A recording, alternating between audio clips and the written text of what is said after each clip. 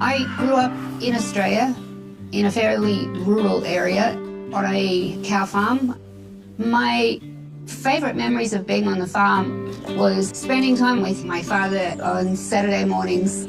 I had two younger brothers who were both asthmatics, so they didn't spend time out on the farm, which made spending time with my dad more special to me. That was the only one-on-one time that I got to spend with him. Andrew Facey, Brooklyn's father, is a wealthy fourth-generation real estate developer in Melbourne. When I was a kid, I thought my dad was a superhero. He took over his father's real estate business when he was 18 years old, and he expanded the business very significantly.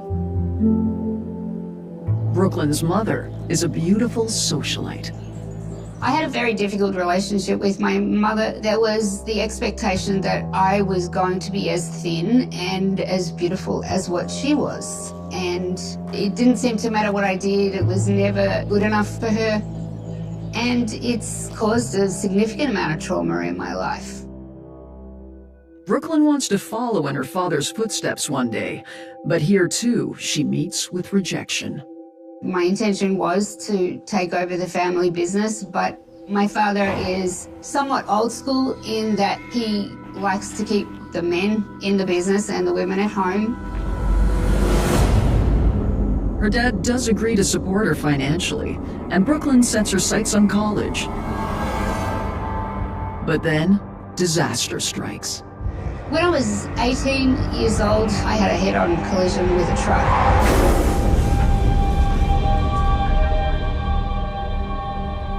I had a closed head injury, my face and jaw was smashed, and I have since had 54 orthopedic surgeries to rebuild my body. I spent most of the year either in a wheelchair or on crutches, but I managed to get through that year at college. Brooklyn eventually finishes her degree, but rethinks her future. I couldn't spend time standing and on my feet all day, which is what's required if you're in real estate. One of the things that interested me was esthetician. So I did a course in that, and then I opened my own business in a gym in Melbourne. I met my first husband at the gym after one of the surgeries. After my car accident, I felt like I had been smashed into pieces, and I felt that nobody was going to want me.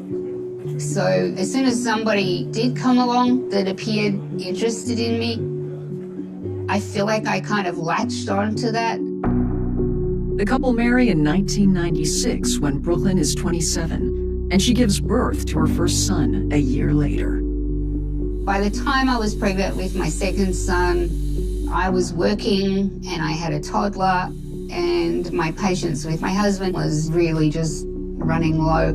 I said to him, "You're going to have to go because you're not pulling your weight." After 5 years of marriage, Brooklyn takes full custody of her sons with minimal resistance from her ex. A year later, she's ready to dip her toes back into the dating pool. For anyone who's been a single mother, it's an exhausting gig. And I hoped that I would find someone who would come in and be a part of the family and contribute to that. So I signed up for an Australian dating online service. She met Paul Carter on RSVP, the online dating site. He came across to her as very available. He was single, unmarried, without children, and looking for love. So the next night I went on my first date with Paul Carter.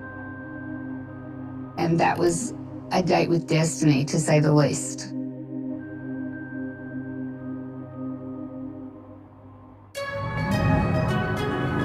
Paul showed up in a bright yellow sports car, and that epitomized Paul's personality.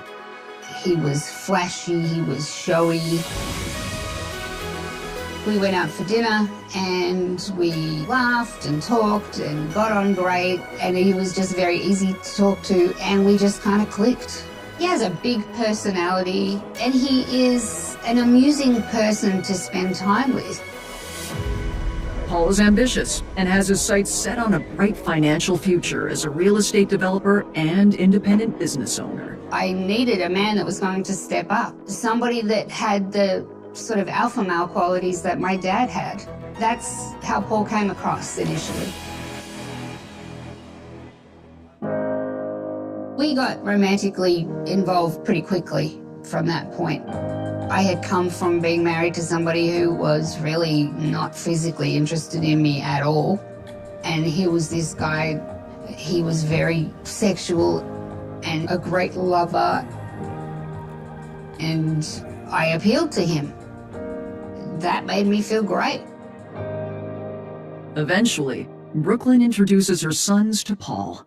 My middle son was about 18 months old and my eldest son was about 4.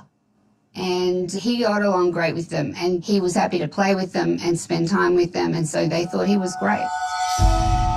For 6 months, the four are spending all of their weekend time together. Eventually, work intervenes and Paul says he has to focus on some business matters. He says that he can't see me this weekend. Okay, that's fine, no problem. I thought it was because he was trying to get stuff done. I ended up going to the South Melbourne market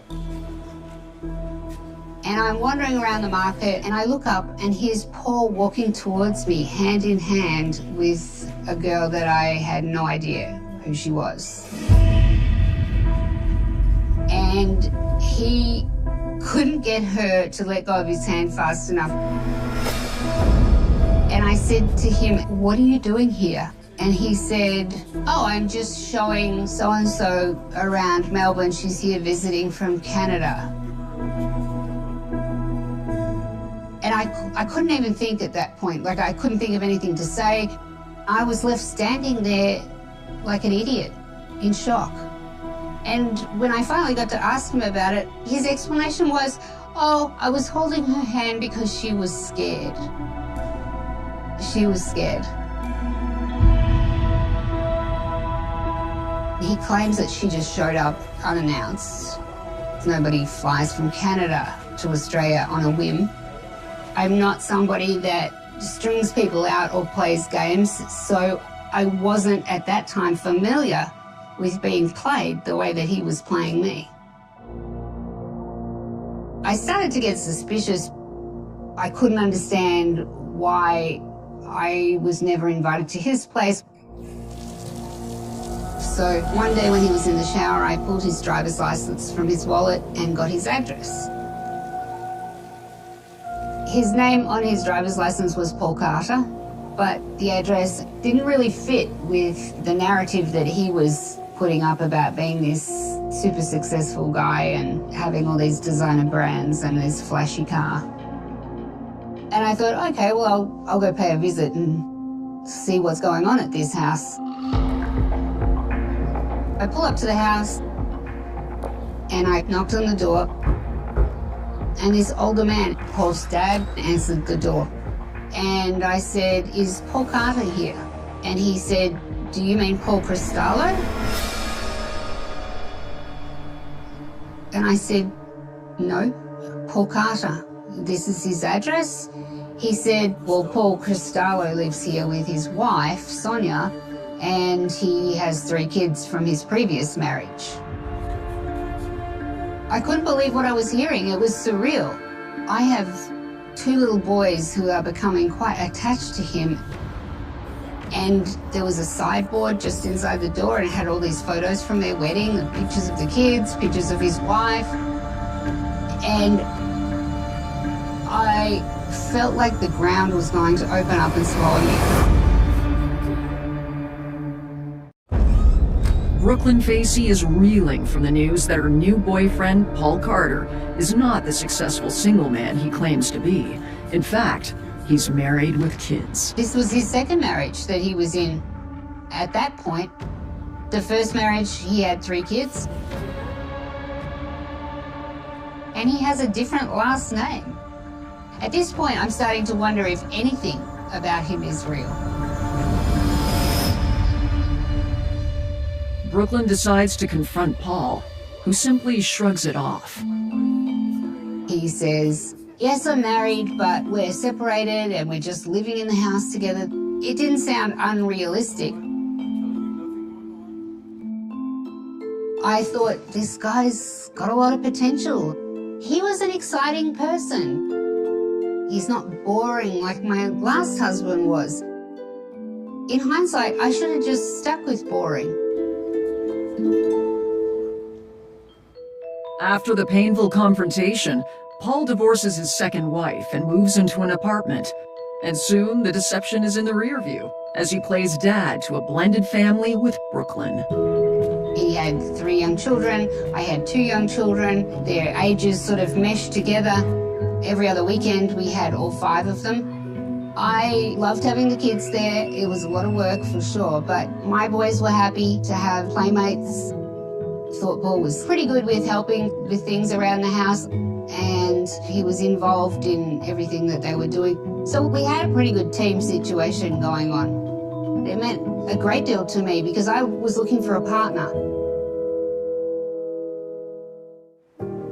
In March 2003, 8 months after first meeting Paul, he surprises Brooklyn with a grand gesture. Paul proposed to me at the beach. He got down on one knee and asked me to marry him.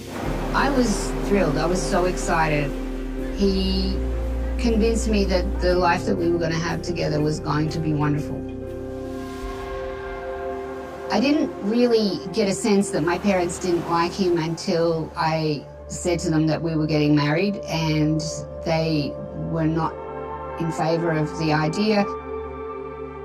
Right from the get-go, my father thought Paul was sketchy and he couldn't put his finger on it.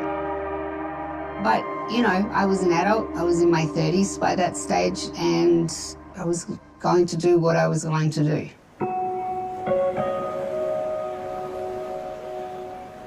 So we got married on St Kilda Beach in Melbourne. My father came to the wedding. My mother did not come to the wedding. We had all the kids there, all dressed up in black pants and white shirts, and it was so beautiful.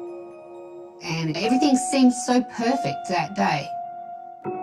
I finally felt like I had the family that I had not had for my whole life. And I was the mother in the family, and I was never going to let my kids feel lonely or sad or unloved. Just thought that was the beginning of the happily ever after.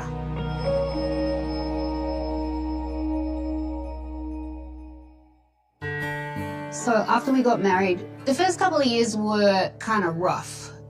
I was dealing with chronic pain from my car accident, but I felt like Paul had my back. I felt like he was there for me. For the most part, he seemed to be on my team. The couple doesn't have to worry about money. Brooklyn may be cut out of running the family business, but her dad is still supportive. They move into a bigger house, and when she starts feeling healthier, they take another big step. We decided to have a child together, and we had Mac, who is the love of my life, and he is my heart and soul. After Mac's birth, Brooklyn and Paul buy an outdoor equipment company to run as a family business. I was hoping that it would be something that we could work together in, and then there would be like a legacy for our kids. I was working there part-time, and I was doing the books, and Paul was selling the items, and he was very creative with his marketing, and he would start selling things on eBay. My dad injected a very significant amount of money so we could try and, make a go of it. He was trying to protect me financially, and he wanted to help Paul create something that was going to be good for us. But after 18 months, they don't have enough cash flow to replenish their stock. Paul was spending more money than he was bringing in. It wasn't until he was working for something that I was involved in that I got a glimpse of his poor business practices. and my dad basically bailed us out of it. So once we lost the company, my dad then had that over me. And I was going to hear about that forever and a day, that he had saved me and that otherwise we would have been bankrupt. Paul really did a good job of putting a wedge between us.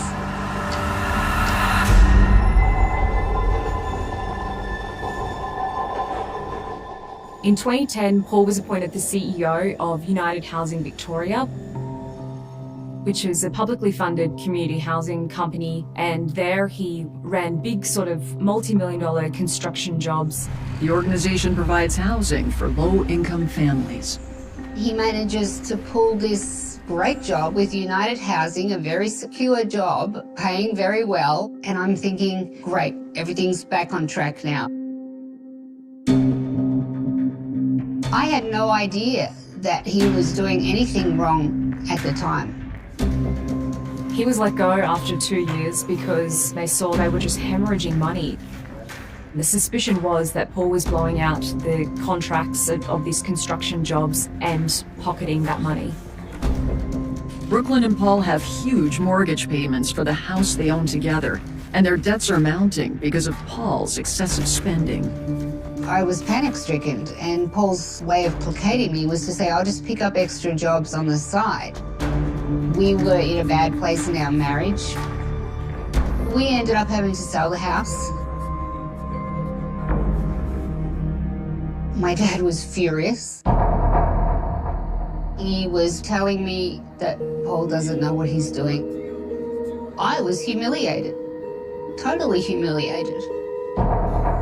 The fact that Paul was so irresponsible with money was another reason that my dad felt that he was not a good influence on the boys and that they would be better off with their biological father.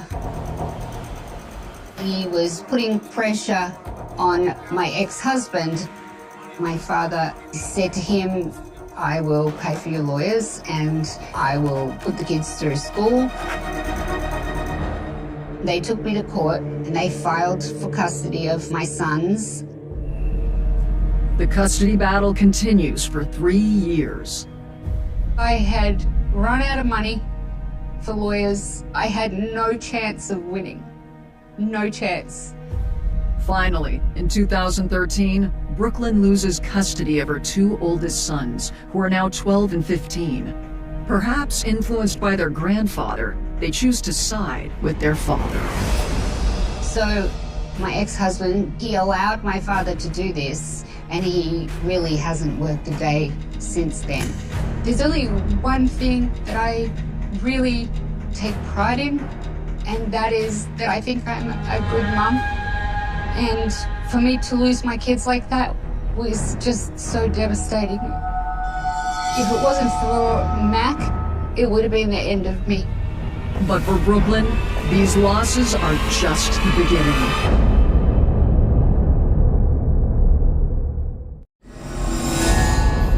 Brooklyn Carter is staggering from the heartbreaking loss of her custody battle. My family, I have no connection with because they've all taken my dad's side. I've lost 2 of my sons, so all I have left is my youngest son and my husband. It would have been easier for me if I had died that day. Everything that I had tried to keep safe and everything that mattered to me had just been handed over to someone else. And I just hope that when my boys are older, they realize that I never, ever stopped loving them. For a long time, I was so focused on the court battle with my kids that I was not paying attention to my husband. He felt that he was missing out on time and energy that I should have been putting into him.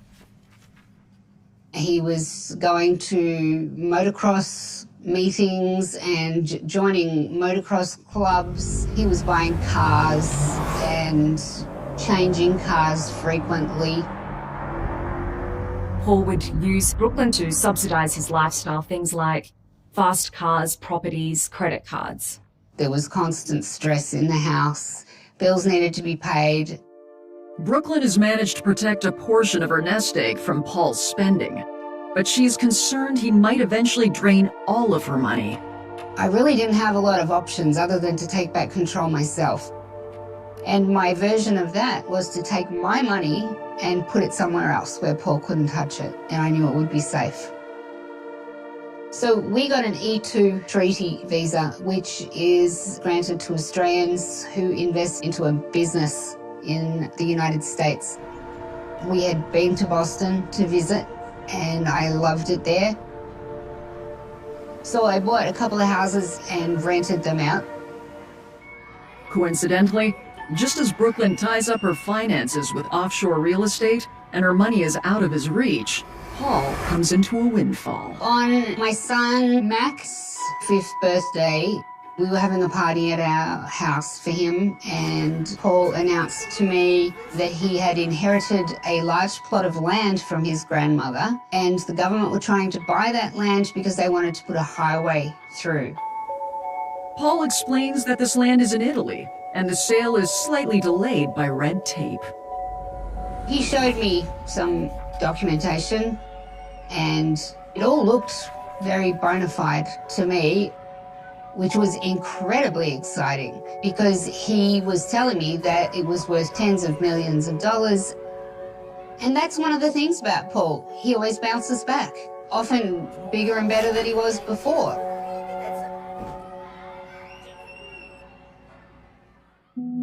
Brooklyn feels hope for the first time since losing custody of her oldest sons. But she's worried how their absence is affecting Mac, her youngest.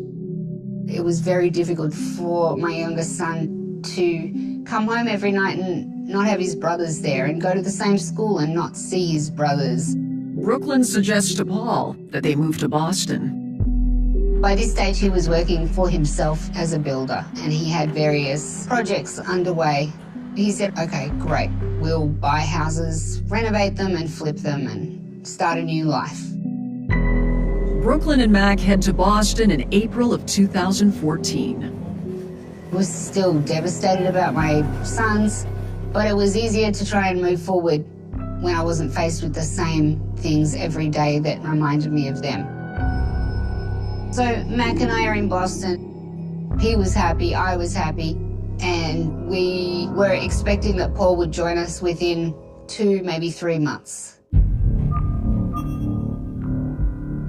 Then suddenly the communication starts to dwindle and he's not calling every day. He didn't contact me for my birthday. It didn't take long for me to question him about what was going on. So he says to me, I would finish these jobs a lot quicker if you can fund them, and then once I finish them, I'll get the final payment and then I'll repay you. Brooklyn knows that lending money to Paul is a risk, but after 11 years of marriage, she doesn't want to give up on him. I don't like quitters, and I don't like to quit on things myself. I'm going to stick with something until the very end. So I went ahead and gave him the money. It won't be long before Brooklyn discovers the real purpose of the money. It was the middle of the night, and I was woken up by Mac, who was then 8 years old, who had his iPad in his hand. So he hands me his iPad and says, "Who is this lady in the picture with Dad?" Somebody had sent him a Facebook notification. Hang on, is this an old picture of Paul? This is my husband, but I've got no idea who this woman is. Paul's wearing a black tie suit, and this blonde woman is wearing what looks like a ball gown.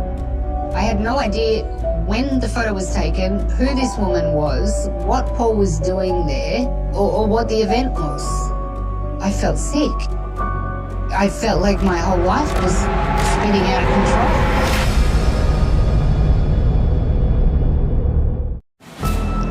Brooklyn Carter is mortified to discover pictures of her husband in the very close company of another woman. I'm realizing that this is not an old photo from some time before my time with Paul. This is something that's going on now that shouldn't be going on. It doesn't take long to figure out that the event is an engagement party, and the lady in red is Paul's new fiancée. Catherine Dubois was a Melbourne woman. She was a bit of a socialite, had great friends, but love was missing, and so she went online to find that. Catherine met Paul on Tinder. Paul rocked up to that date driving a Maserati and claimed he owned a big fleet of them. He claimed to be a self-made millionaire with this big property empire across Melbourne and Queensland. The courtship begins after Brooklyn leaves for Boston. Catherine said it was something of a whirlwind romance. He was extremely kind, he paid a lot of attention to her, and came across as extremely committed. She decided to move in with him, and to her shock, he lived in this basic townhouse in Box Hill, which is certainly not where you'd think a multimillionaire lives. Paul had an explanation, and that was that this was a temporary place that he was living while he and his ex-partner had been building this dream home. He actually told her his ex-wife had passed away with brain cancer, so she stopped asking questions. It was about 12 weeks into their love story. Paul got down on one knee and asked Catherine to marry him, and it was an easy yes for her. Catherine owned a beauty bar just outside of Melbourne, and it was to be acquired by the government to make way for a major road project. Catherine said that Paul really convinced her that he was something of an acquisitions expert, and so she was quick to transfer him power of attorney. With Brooklyn conveniently tucked away in Boston, Paul Carter feels confident that he's safe to openly celebrate his new love. But he fails to consider the massive reach of social media. After several months of me questioning whether he was having an affair or he was becoming more and more distant, I finally had the proof. So I called him and I said to him, "What the hell is this? What is going on?" He said that he would come over to Boston, and in the meantime we were doing counselling over the phone and trying to figure out if this was at all salvageable.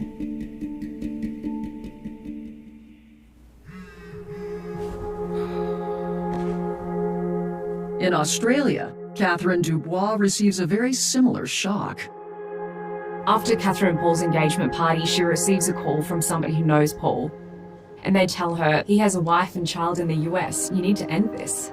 Catherine now believes that he was trying to take over the beauty salon that she'd transferred into his name. Paul and Catherine break off their relationship, and in November 2014, Paul heads off to Boston and attempts to patch up his relationship with Brooklyn. He was able to convince me that he was remorseful for what he had done. I'd already been through a divorce and lost my kids. I wasn't going to risk doing that again and losing my youngest son. So I was going to do whatever I had to do to make it work.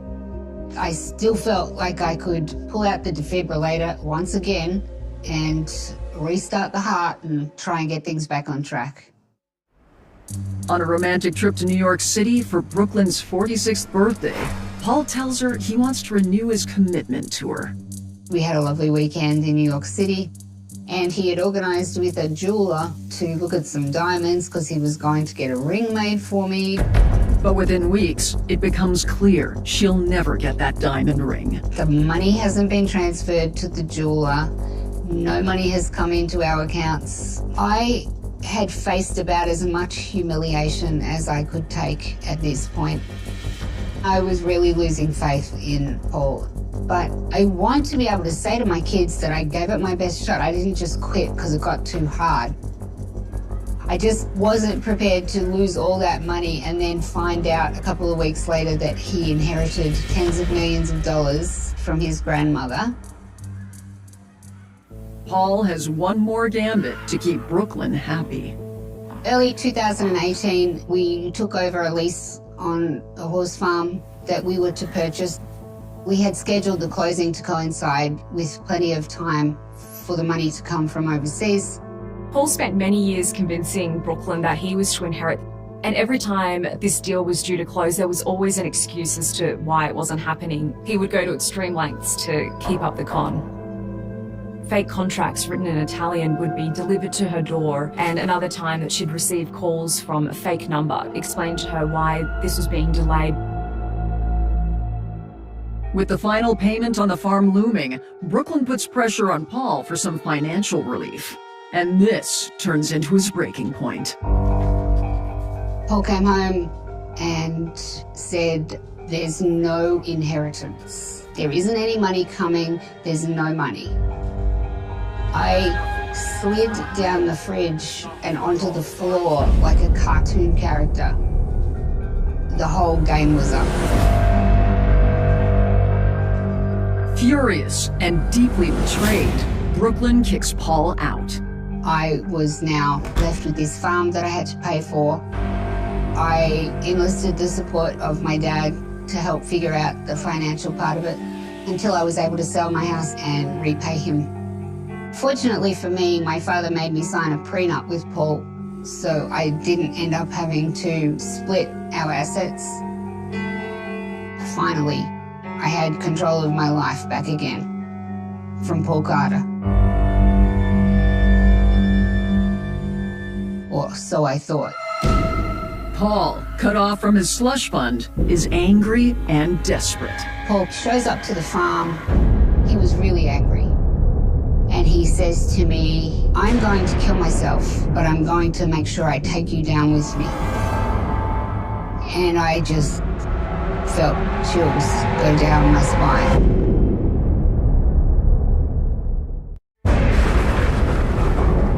Brooklyn Carter is finally coming clean with herself about who her husband really is, and she's terrified. He was not in control of money, property, our child, nothing. The gravy train had well and truly stopped, and it just enraged him. I went out and bought myself a rifle. My son was sleeping with a baseball bat next to his bed. I was terrified of what might happen.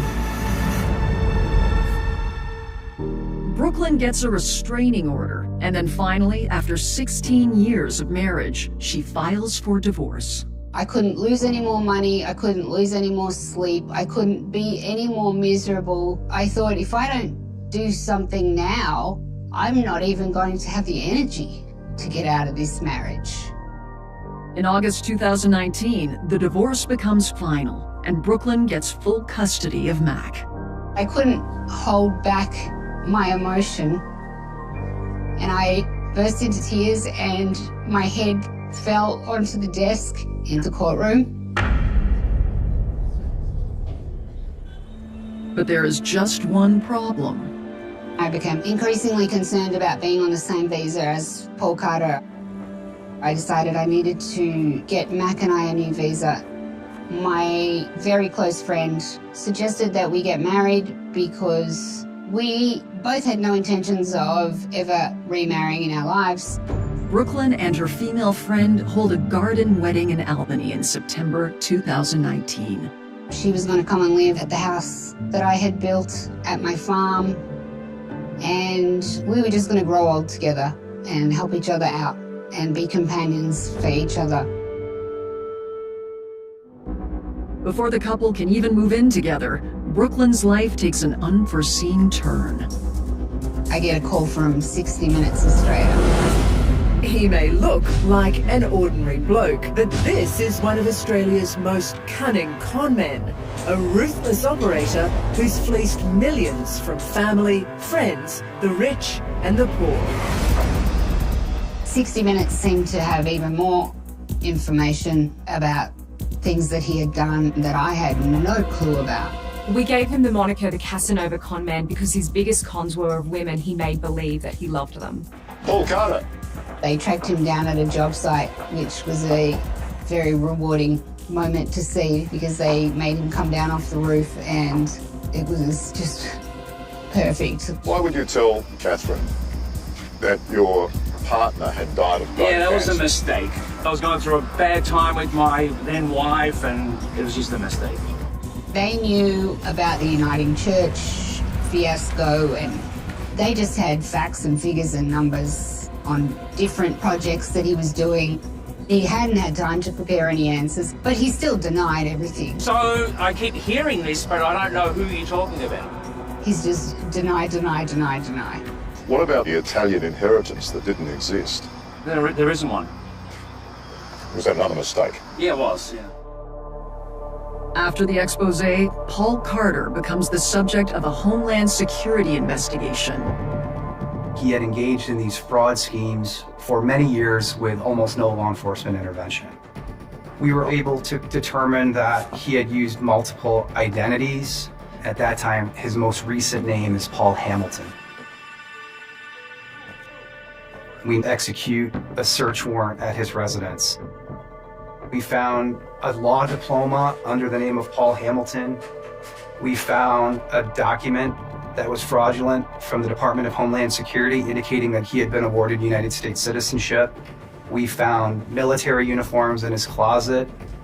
We found a document indicating that he was the beneficiary of over $30 million in trust funds. All of these items were in line with what the underlying allegations were about him. We immediately arrested Paul Carter.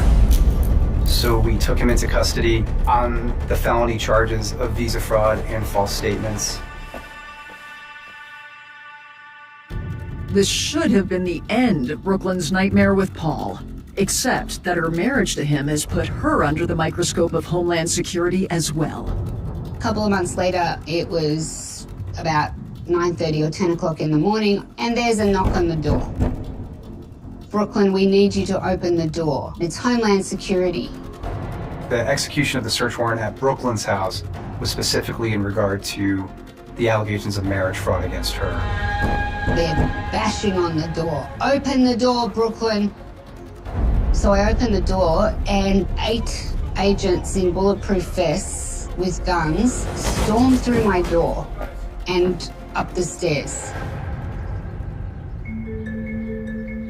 They took all our cell phones and computers, took my son's gaming computer, everything that they could get their hands on, and sent it to Quantico to get analysed.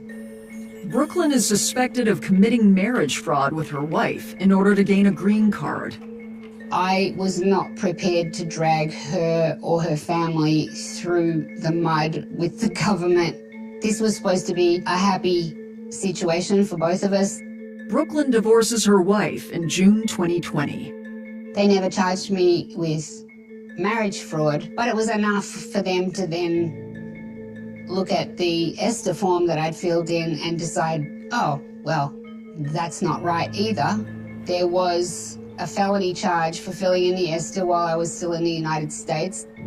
Brooklyn Carter ultimately pled guilty to making false statements on the ESTA application, which is utilized to re-enter the United States at some point. Paul Carter also faces his day of reckoning in a federal court, and despite the many allegations, he too is charged with visa fraud on April 7th, 2021, and held in an Albany jail. Paul Carter was sentenced to time served and a $5,000 fine. We were not, as an agency, pleased with the sentence, but he's now a convicted felon, which in part is based on the work that our agency and our office did. His deportation hearing has been delayed, and now he has moved to the other side of the country and applied for a green card. So it seems that he's bought himself another couple of years of stalling techniques. I think based on his history, it's likely that he'll come back around. I'd be surprised if we haven't heard the last of Paul Carter.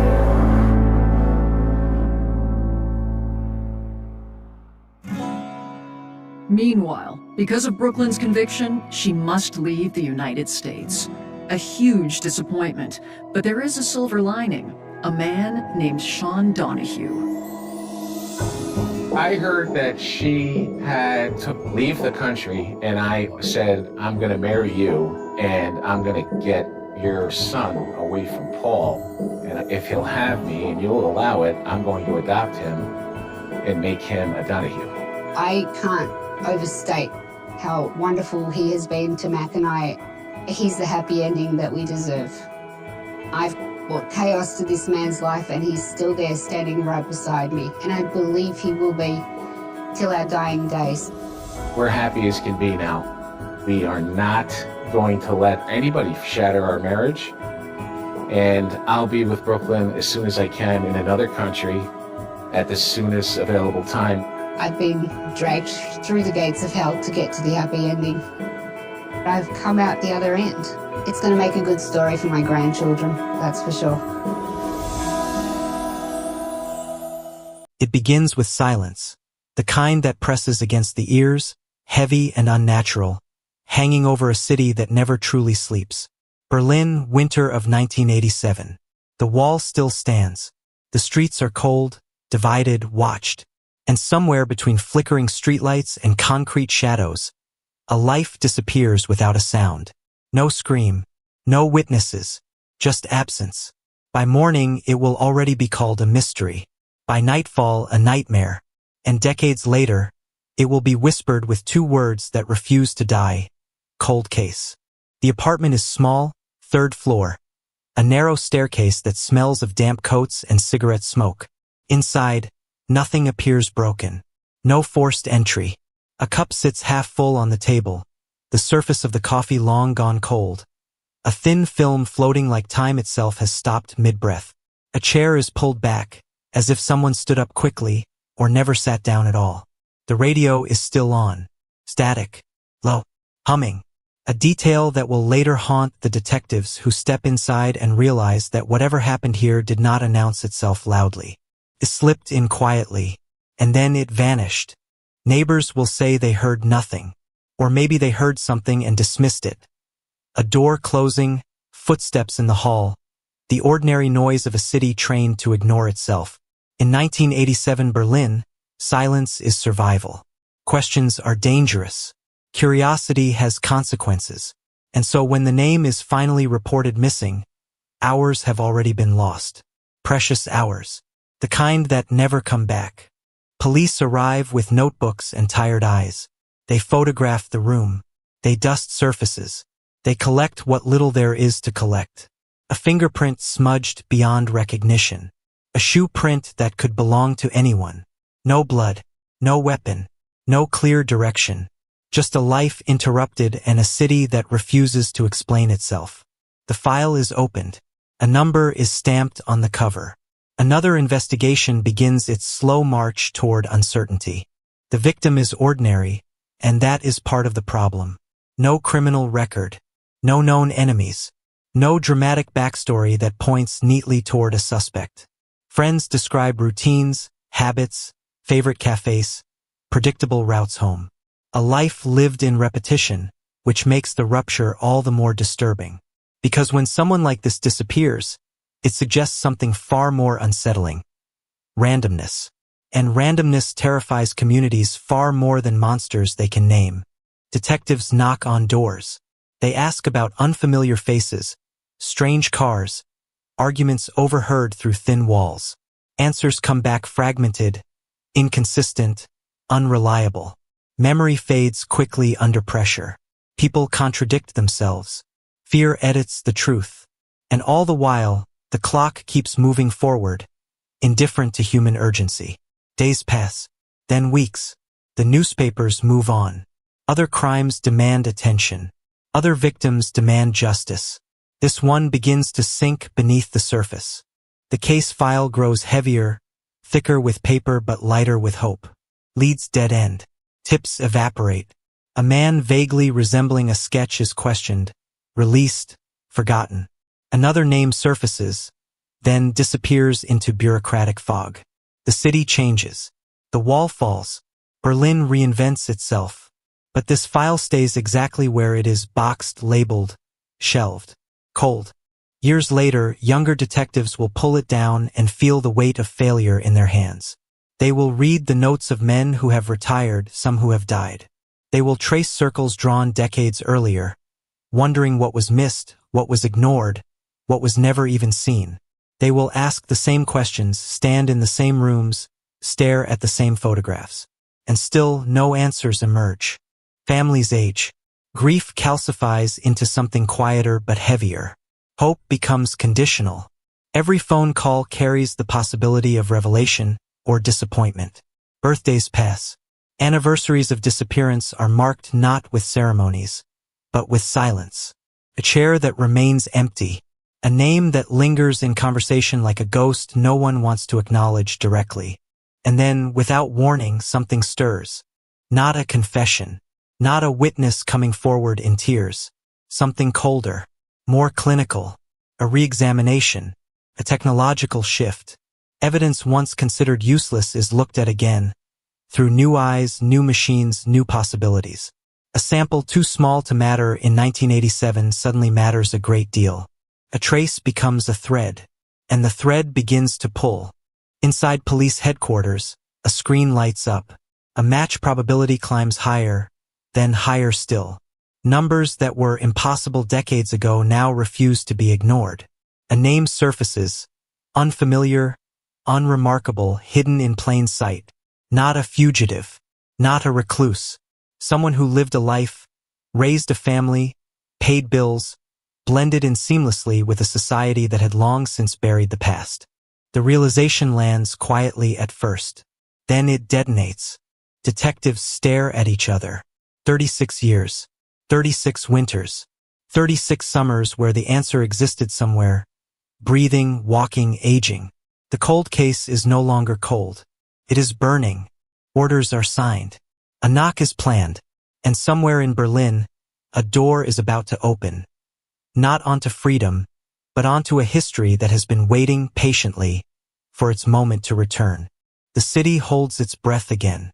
The knock comes early, deliberate, measured, the kind that carries authority without raising its voice. And on the other side of the door a man pauses, hand hovering, a fraction of a second where instinct senses something is wrong before the mind can explain it, before memory has time to run, before the past has a chance to hide again. When the door opens, the hallway light spills in, flat and unforgiving, illuminating faces that do not belong to his routine, badges that do not smile, eyes that already know his name, his date of birth, the shape of a night he thought had been erased by time. He does not ask why they are here. He already knows. Somewhere deep inside, the cold case has never truly slept.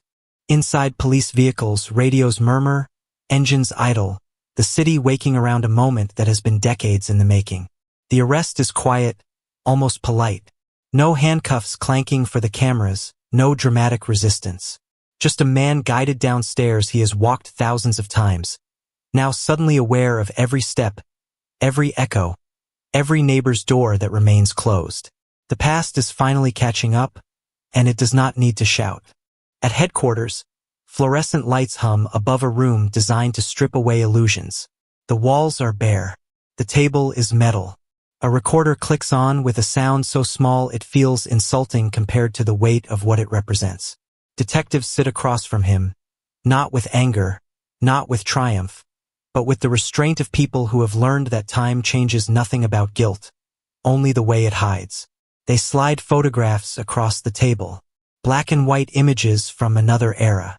A room frozen in disorder, a coffee cup, a chair, a radio forever humming static.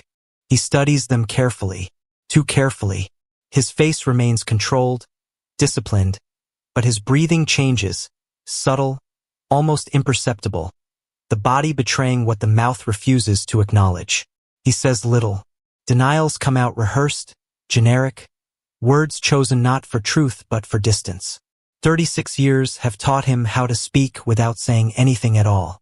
The detectives push gently, relentlessly, circling the night of 1987, asking him to remember where he was, who he saw, what he did. He offers fragments, half-memories, excuses softened by age. Time has eroded his alibis, blurred their edges, but he hopes it has done the same to the evidence. He hopes wrong. In another room, technicians re-examine files that smell faintly of dust and ink. Old handwriting meets modern databases. A single biological trace, once catalogued and forgotten, now sits at the center of everything. In 1987, it was nothing more than a curiosity, an anomaly too small to pursue. Today, it speaks with mathematical certainty. It does not forget. It does not forgive. It does not care how many years have passed. The numbers are devastating. Probability collapses into inevitability. There is no alternative explanation left standing. The suspect's past, once ordinary, begins to unravel under scrutiny. Old addresses connect. Timelines align. A route walked long ago reappears, suddenly vivid. A witness statement dismissed as unreliable now reads differently, sharpened by context. The case, once a maze, starts to resemble a straight line that no one wanted to see. Outside the interrogation rooms, news leaks. A reporter hears a rumor. Then another confirms it. Phones light up across the city. Berlin holds a collective pause as headlines form, as a phrase long associated with failure is rewritten into something else. Cold case reopened. Suspect arrested. 36 years. The words hit with the force of revelation and accusation at the same time. For the victim's family, the call comes without warning. A voice on the other end introduces itself carefully, respectfully, knowing that every word carries risk. They have lived with uncertainty for so long that clarity feels almost dangerous. When the truth is finally spoken, it does not arrive as relief. It arrives as shock, as disbelief, as a reopening of wounds that never truly healed, only hardened. They remember the early days, the posters, the interviews, the promises made by men who believed the case would be solved quickly. They remember how those promises faded, replaced by silence and polite updates that said nothing. Now suddenly the silence has broken, and with it comes a flood of emotions that do not fit neatly into any one shape. Anger, sadness, a fragile, trembling sense of justice delayed but not denied. The suspect remains composed as the hours stretch on. He asks for water. He asks for a break. He avoids the photographs now. The detectives watch him carefully, knowing that cracks do not appear on command. They appear when pressure meets memory in unexpected ways. They mention names, streets, weather, a detail so specific it cannot be coincidence. His jaw tightens. His gaze drops. For a moment the mask slips. It is not a confession. Not yet. It is something more revealing. Recognition. Outside, the city reacts unevenly. Some are stunned that such a crime could linger unresolved for so long. Others are unsettled by the idea that someone capable of such an act lived among them unnoticed, unremarkable, invisible. The case becomes a mirror, reflecting fears that have always existed beneath the surface. That justice is fragile, that time protects the wrong people, that evil does not always announce itself. Inside court documents, language remains clinical, restrained. Dates, charges, evidence summaries. But beneath the legal structure lies a human story that refuses to be contained. The suspect's life is dissected, every decade scrutinized, every decision reinterpreted through the lens of what he is now accused of. Friends are questioned. Former colleagues struggle to reconcile the man they knew with the accusations splashed across screens. The interrogation continues, looping back, tightening. Detectives remind him that the science does not lie, that the numbers cannot be argued with, that time has not erased the truth, only delayed it. He listens, silent, the weight of inevitability pressing down. Somewhere deep inside, the cold case finally reaches its conclusion. Not in public, not with drama, but in the quiet collapse of denial. And yet, even as the world declares the mystery solved, something lingers. Because answers do not undo damage. Arrests do not restore lost years. The city may move forward, headlines may fade, but the echo of that night in 1987 remains, embedded in walls, memories, and unanswered questions that no verdict can fully erase. The cold case has been reopened, but its shadow is far from gone. The night of 1987 refuses to stay buried, rising now in fragments as the interrogation grinds forward. Every question pulling at threads the suspect once believed had rotted away with time. Every pause stretching longer than the last, heavy with what remains unsaid. Detectives lean back, letting silence do the work, knowing that after 36 years the most dangerous thing they can offer him is space to remember. Memory is not loyal.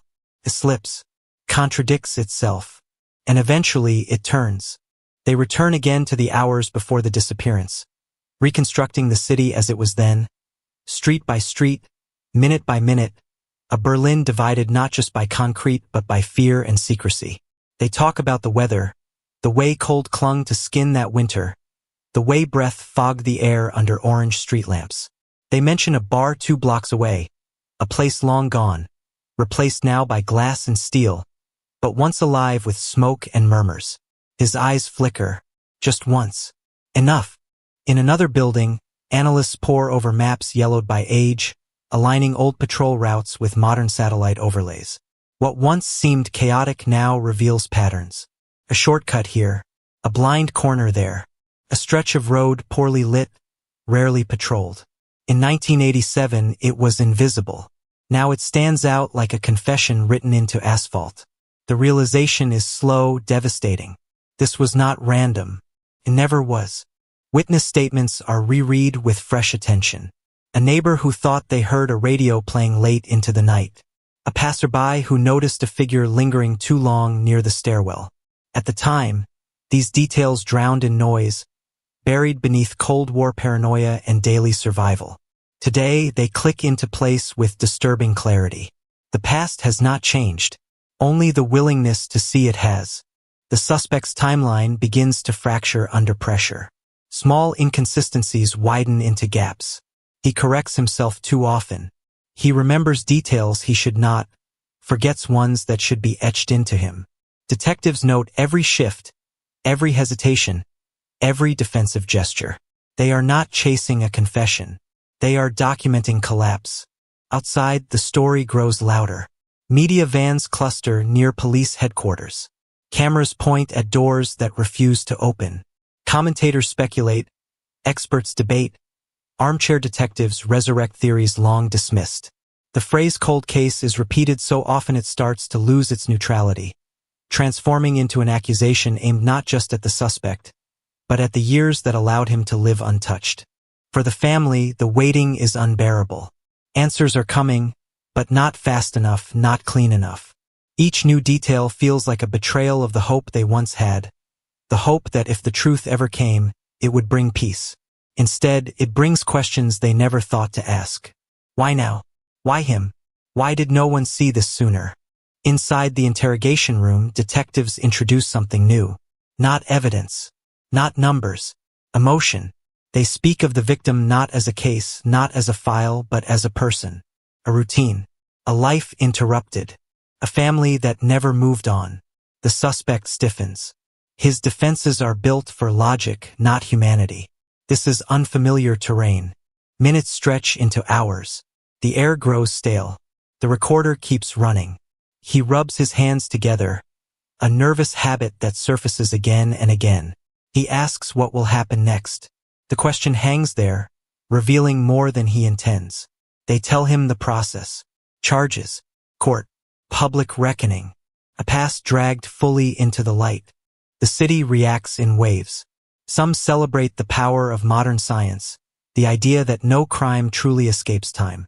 Others feel a quieter dread, the realization that justice is not inevitable, that it requires persistence, luck, and technology that did not exist when it mattered most. The cold case becomes a symbol, not just of resolution, but of everything that nearly went unresolved. Investigators revisit the original scene, now transformed beyond recognition.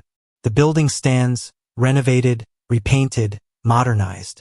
New residents move through hallways unaware of what once unfolded there. Detectives walk the same stairs, imagining the sounds, the timing, the choices made in seconds that echoed for decades. The past overlays the present, impossible to separate. In a secure room, evidence bags are reopened one by one. Objects handled carefully, almost reverently, as if aware of the years they have waited. Each item tells a partial story. None of them alone are enough. Together, they form something undeniable, a narrative of opportunity, control, and silence. The suspect is informed formally. The charges are read. The language is precise, unemotional, devastating in its clarity. He listens without interruption. When it is over, he nods slowly, as if acknowledging a truth he has long rehearsed for. even if he never expected to face it. His voice, when he speaks again, is barely above a whisper. He asks for time. The detectives exchange glances. Time is the one thing this case has already consumed. Still, they allow a pause. The recorder keeps running. Silence returns, thick and oppressive, filling the room like fog. In that silence, 36 years press down at once, memories colliding with consequences, denial struggling against inevitability. Outside, Berlin moves on, trams rattling past cafes, conversations unfolding unaware that history is shifting quietly behind closed doors. But for those bound to this case, movement has stopped. Everything narrows to this moment, this room, this man, and a truth that has waited nearly 4 decades to be heard. The cold case is no longer dormant. It is awake, restless, demanding its final reckoning. The pause does not bring relief. It sharpens everything. In the silence, the suspect's breathing grows uneven, the rhythm betraying the strain of holding a story together that was never meant to last this long. They return to specifics with surgical precision. The stairwell light that flickered that winter. The angle of the door when it was last seen ajar. The radio frequency that hummed through the apartment. A station that signed off just after midnight. Details that seem trivial until they are not. Details that only someone present would know. His eyes close briefly, a reflexive attempt to shut out a past that is now fully awake. Across town, prosecutors review transcripts, highlighting passages that signal pressure points. They prepare not for drama, but for endurance. This case will not hinge on a single confession or a cinematic revelation. It will be built piece by piece, layer by layer, a structure strong enough to withstand decades of doubt. Every word spoken in that room is weighed, catalogued, preserved. The suspect's requests become smaller, more human. Another glass of water. A moment to stand. His posture changes when he moves, the stiffness of someone unused to being watched this closely. He avoids the mirror on the wall. He avoids the photographs. He avoids the past as if it might physically reach out and touch him. It already has. Detectives shift tactics subtly. They stop pushing. They start listening. Silence again, but this time different. Inviting. Dangerous. And then, without warning, a sentence escapes him that does not belong to his prepared denials. A reference to timing, to distance, to something that was never disclosed publicly. The room stills. The recorder captures everything. They do not react. They cannot afford to. They mark the moment internally, knowing it will echo later in courtrooms and headlines. The past has cracked open just enough to reveal its edges. Enough. Outside the station, public reaction grows more complex. Initial shock gives way to debate. Commentators argue about justice delayed, about institutional failure, about whether closure after 36 years can still be called closure at all. Others focus on the suspect, dissecting old photographs, speculating on how someone could live a seemingly normal life while carrying such a secret. The cold case becomes a mirror for collective anxiety. For the family, the waiting room feels timeless. Chairs uncomfortable. Coffee untouched. Each update brings more clarity and more pain. They are asked to recall memories long buried, to identify belongings, to confirm details that reopen wounds they thought had scarred over. Grief, they discover, does not diminish with time. It changes shape. It learns patience. Investigators revisit overlooked connections, relationships once deemed insignificant. A brief acquaintance, a shared space, a coincidence dismissed as harmless. With the suspect's name now attached, these fragments gain new meaning. The investigation expands backward, reconstructing a network of choices that converged on one night and then dispersed into decades of silence. The suspect is informed that the pause is over. Questions resume, sharper now, more direct. He answers selectively, carefully, choosing words as if navigating a minefield he once mapped himself. But memory betrays him again. Small contradictions surface. Times shift. Distances shrink. The story no longer holds its shape. In a secured evidence room, Forensic specialists finalize reports that translate human acts into irrefutable data. The language is sterile, almost cruel in its objectivity. There is no room for interpretation, no appeal to character or age. Numbers speak. They always have. The city absorbs the unfolding truth unevenly. For some, it is validation that no crime is ever truly forgotten. For others, it is a reminder that forgetting is often a choice, made collectively, until technology or persistence forces remembrance. Berlin, rebuilt and rebranded countless times since 1987, confronts a version of itself it would rather leave behind. Late into the night, the suspect sits alone, the interrogation room empty now, the recorder finally silent.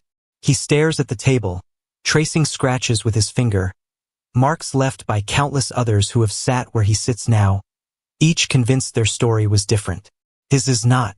When detectives return, the air feels heavier. Not with anticipation, but with inevitability. They lay out the path forward. Charges, proceedings, a public reckoning that will not be gentle. He listens without interruption. There is no outburst, no collapse, just a quiet acknowledgement that the future he imagined has narrowed dramatically. Somewhere beyond the walls of the station, life continues, indifferent and relentless. But for those bound to this case, movement has slowed to a crawl. The cold case, once a symbol of failure, now stands as proof of something else entirely. That time can hide the truth, but it cannot erase it. And as the night deepens, the shadow of 1987 stretches long across the present, refusing, at last, to be ignored. Dawn creeps in slowly, pale and indifferent, slipping through narrow windows as if unaware of the weight the night has carried. Inside the station, fatigue settles into bones, but no one leaves. Not yet. This is the hour when cases either fracture or harden, when exhaustion strips away performance and leaves only what is real. The suspect has not slept. Neither have the detectives. Time, once again, presses inward from all sides. They bring him back in without ceremony. No accusations now. No raised voices. Just the steady presence of people who know they no longer need permission from the past. The questions resume, anchored in precision. Dates, routes, small habits. The kind of details memory cannot fabricate without tripping over itself. He answers more slowly now. Each sentence feels heavier, as though spoken underwater. Outside, official statements begin to circulate, carefully worded, restrained, acknowledging progress without declaring victory. The phrase cold case appears again, but now paired with something else. Accountability. The city reads between the lines. This is no longer speculation. This is history being corrected in real time. The family is informed that charges are imminent. The words land unevenly, like stones dropped into still water. Relief does not come. Instead, a deeper quiet settles in, heavier than grief, heavier than hope. For years, uncertainty allowed imagination to soften reality. Now reality sharpens everything. Faces once blurred by time become vivid again. Voices return. Dreams resume where they left off unfinished. Investigators confront the suspect with timelines reconstructed to the minute. Where he claims to have been versus where evidence places him. Where opportunity met absence. Where chance became choice. He listens, nodding occasionally, as if following a lecture rather than an indictment of his life. But the cracks are widening. His voice falters. He repeats himself. The past no longer aligns with the story he rehearsed for decades. A single question changes the temperature of the room. Not about the act itself, but about what came after. How he lived. How he slept. How he watched the city move on while knowing it carried a wound he helped create. The question hangs unanswered. His silence is louder than anything he has said so far. In preparation for court, prosecutors assemble a narrative that spans generations. They understand this is not just about one crime, but about time itself. About what happens when justice pauses and then resumes. Every document, every transcript, every piece of evidence must withstand scrutiny not just from a jury, but from history. Public reaction shifts again. Shock evolves into introspection. Conversations turn toward institutional memory, toward cases lost not to malice but to limitation. Technology becomes both hero and indictment, a reminder of how many answers once lay just beyond reach. The cold case becomes a lesson, uncomfortable but necessary. The suspect is offered the chance to speak freely. No promises, no threats, just the truth if he chooses it. He clears his throat. His hands tremble now, no longer concealed. When he speaks, it is not a confession, but it is no longer denial either.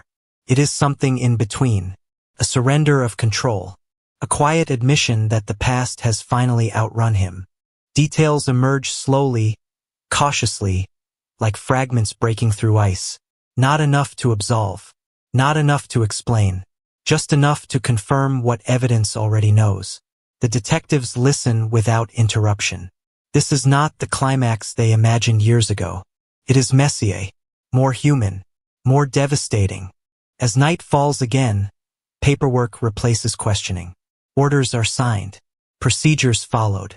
The machinery of justice moves forward, deliberate and unromantic. The suspect is transferred, the door closing behind him with a finality that resonates through the corridor. It is not the sound of an ending. It is the sound of consequence. The family leaves the station in silence, stepping into a city that feels unfamiliar despite decades of familiarity. Nothing looks different, yet everything has changed. The absence that defined their lives has shifted shape. It no longer floats unanswered. It has weight, and weight brings exhaustion. The cold case, once frozen in uncertainty, now moves forward under its own gravity. But resolution does not erase impact. It does not rewind time. It does not restore what was taken. It simply insists that the truth, however delayed, must be acknowledged. And in the quiet after the storm of revelation, one thing becomes painfully clear. Some nights never end. They just wait.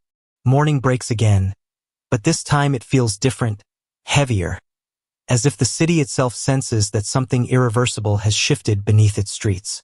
Berlin moves, breathes, commutes, but under the ordinary rhythms there is a low vibration of awareness, a collective murmur that the past has finally broken through the surface. Inside holding cells and offices, inside courtrooms being prepared and files being carried from room to room, the cold case has crossed a threshold from memory into consequence. The suspect wakes to unfamiliar sounds, metal doors, distant footsteps, voices stripped of all pretense. There is no more ambiguity now, no space left for stories that float without anchor. His name is printed on documents that do not age, that will follow him forward the way the crime followed him through time. He reads them slowly, line by line, absorbing language that translates a single night into charges, statutes, permanence. The words are unemotional. They do not accuse. They simply state. Investigators review everything once more, not because they doubt it, but because doubt has defined this case for too long. They replay recordings, reread transcripts, scrutinize the moment when the suspect's voice changed, when memory slipped, when the past leaked through. These are not dramatic revelations. They are small fractures, the kind that only appear when pressure is sustained long enough. This is how cold cases truly end. Not with fireworks, but with erosion. The courtroom is prepared quietly. No cameras allowed inside yet, but the air is already thick with anticipation. Legal teams move with disciplined urgency, aware that this case will be watched not only for its outcome, but for what it represents. A crime older than many of those now involved. A failure revisited. A test of whether justice can still claim relevance after so much time has passed. For the family, the days blur together. Interviews, statements, confirmations. They are asked to revisit details they once begged to forget. What was worn? What was said? What was planned for the future that never arrived? Each question pulls at a thread connecting past and present, tightening something in their chests they cannot name. They are careful with their words now, knowing that everything they say will be recorded, dissected, preserved. Public discourse grows sharper. Some demand answers that no trial can provide. Others warn against celebrating an arrest as redemption. Commentators argue over responsibility, over whether justice delayed becomes a different kind of injustice. The cold case transforms into a national conversation, uncomfortable and unresolved, forcing people to confront how many other stories remain buried, waiting for the same convergence of persistence and chance. The suspect's behavior shifts subtly. The controlled composure of earlier hours erodes into something quieter, more inward. He asks fewer questions. He listens more. In moments of solitude, memories surface uninvited, fragments of sound and movement that no amount of time has fully erased. He does not share them. He does not need to. His silence now carries its own testimony. Investigators begin preparing for testimony, rehearsing how to explain decades of stagnation without defensiveness, how to describe missed opportunities without rewriting history. They know they will be asked why it took so long. They know there is no single answer. Technology, resources, human error, fear, all of it. None of it enough on its own. Together, an explanation that feels insufficient even as it is true. Late one evening, a detective returns alone to the original street. The building stands unchanged in outline, altered in detail. New windows, fresh paint, different names on mailboxes. He stands there longer than necessary, listening to the city, imagining the night as it was, trying to understand how something so final could have happened so quietly. The answer does not come. It never does. Inside detention, the suspect receives notice of the next steps. Dates, procedures, the future reduced to a sequence of formalities. He nods, signs where instructed. The ritual of accountability proceeds, indifferent to emotion. When he is alone again, he stares at the wall, tracing patterns in concrete that resemble nothing and everything at once. Time, once stretched endlessly before him, now feels compressed, dense, unyielding. The cold case has reached a point of no return. Yet resolution remains incomplete. Questions linger that no verdict will settle. Why this night? Why this person? Why silence? The answers, if they exist, remain locked inside a moment that cannot be revisited, only reconstructed. As Berlin settles into another night, lights flicker on across the city, windows glowing like scattered constellations. Life continues, relentless and ordinary. But beneath it all, the echo of 1987 persists, no longer ignored, no longer dormant, demanding to be carried forward until the final word is spoken. And even then, the weight will remain. The first hearing arrives like a low rumble before a storm, not loud enough to shake the city, but deep enough to make everyone who has carried this story feel it in their ribs. Berlin doesn't stop for court dates.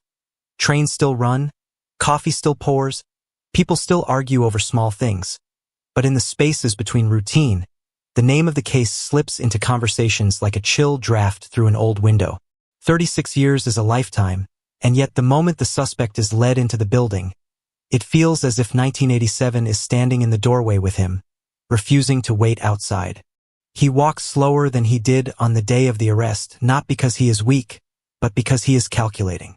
Cameras are there now, microphones, lenses hungry for anything that looks like guilt. His face remains controlled, but it has changed. The confidence of anonymity is gone, replaced by a tight, defensive stillness. He does not look at the crowd. He does not look for sympathy. He looks forward, as if the future is a narrow corridor and the only way through is to pretend he can't hear the past screaming behind him. Inside, the air is antiseptic. Paper, polished wood, quiet authority. The language spoken here is not the language of grief or shock. It is the language of procedure, and that makes it more frightening. Because procedure does not care about time. It does not care that witnesses are older, memories thinner, hearts exhausted. It moves forward anyway, and it will keep moving until it reaches a conclusion, whether anyone is ready or not. The prosecutor's voice is measured, calm, almost gentle, which makes every word cut deeper. The timeline is laid out like a map pinned flat on a table, every point connected by lines that didn't exist in 1987. A trace, a match, a chain of custody that survived years of neglect, staff changes, reforms, relocations. A miracle of bureaucracy, some call it. Others call it luck. The prosecutor calls it evidence. And in that room, evidence is the only religion. The defense speaks next, and the temperature shifts. They don't deny the case exists. They deny its certainty. They raise the specter of contamination, of degraded samples, of mistakes made by humans who were not even involved back then. They talk about reasonable doubt, as if doubt is a right that grows stronger with age. They imply what everyone fears, that the longer a case stays unsolved, the more the truth becomes vulnerable, not to being disproved, but to being exhausted. The suspect sits motionless through it all. His hands rest on the table, fingers interlaced, a posture of restraint that could be discipline or performance. When he is asked to confirm his identity, his voice is quiet, steady, almost bored. The sound of it ripples through the room anyway, because it is the sound of a man answering questions about a night that belonged to another world. Outside, the family waits, not in a dramatic huddle, not sobbing for cameras, but in a silence so concentrated it feels like pressure. They have learned to protect themselves from spectacle. They have lived with this story long enough to know that public interest burns hot and fast, while grief burns slow and permanent. When they are told the hearing has ended and the next steps are scheduled, they nod as if receiving information about weather. And then, only when they are alone, the weight returns, thicker, darker, more real. The city's reaction fractures along invisible lines. Some people speak with certainty, their voices filled with righteous satisfaction. Finally, at last, justice. Others speak with suspicion. How can anyone be sure after all this time? And somewhere in the middle is the quiet majority, unsettled not by the suspect alone, but by what the case implies about ordinary life. That for decades, someone walked past them in supermarkets, stood near them at crosswalks, sat beside them on trains, carrying a secret that could have died with him if a single piece of evidence had been misplaced. Investigators keep working anyway. Court dates don't pause their urgency. They sharpen it. Now every detail matters not only to truth, but to persuasion. They reopen archival boxes, cardboard corners softened by time, files packed with old handwriting that looks like it belongs to a different species of policing. They find notes that were once dismissed as noise. A witness who mentioned a coat color, a peculiar smell in the stairwell, a car that idled too long. They scan these details into databases, cross-reference them against records that didn't exist back then, vehicle registrations, employment rosters, housing lists. The past becomes searchable. Then something else surfaces, and it doesn't arrive with fanfare. It arrives the way the most disturbing truths always do. Quietly, almost accidentally, in a stack of paperwork that someone nearly sets aside. A name appears more than once. Not as a suspect. No, nothing that direct, but as a background figure, a shadow on the edge of the victim's routine. Someone who shared a corridor, a workplace, a social space. Someone who had a reason to be near without raising alarm. The detectives pause. They stare at the page. They cross-check. The same name, the same address history, the same period. A thread that should have been pulled 36 years ago, now tightening in their hands like wire. They dig deeper, and the city's old layers peel open. Berlin in 1987 was a machine of partitions, official and unofficial, and in that environment people learned to exist in compartments. Secrets were currency. Silence was protection. And somewhere within those compartments, the suspect had space to move, space to do what he did, and then fold himself back into ordinary life like nothing had happened. A new witness is located, someone who was young then, someone who has aged into a voice the court will now listen to differently. They are hesitant at first, cautious, as if speaking might summon something. They have carried a memory like a splinter for decades, small enough to ignore, sharp enough to hurt whenever touched. They recall a face in a hallway, a glance that lingered too long, a moment that felt wrong but not wrong enough to call police in a city where calling police was never simple. They say they didn't think it mattered. They say they assumed someone else would handle it. They say they were afraid. The detectives don't judge them. Fear is part of the case. Fear is part of the city's history. They ask for details anyway, gently, because gentle is sometimes the only way to extract truth without breaking it. The witness speaks in bursts, stopping, starting, apologizing for gaps. But the gaps don't matter as much as the shape. The shape matches. Meanwhile, forensic teams prepare to explain the science like a story. They know jurors do not live in probabilities. They live in certainty and doubt, and the bridge between those worlds is clarity. Experts rehearse how to describe DNA not as magic, but as math. They prepare charts, simplified language, analogies that can survive cross-examination.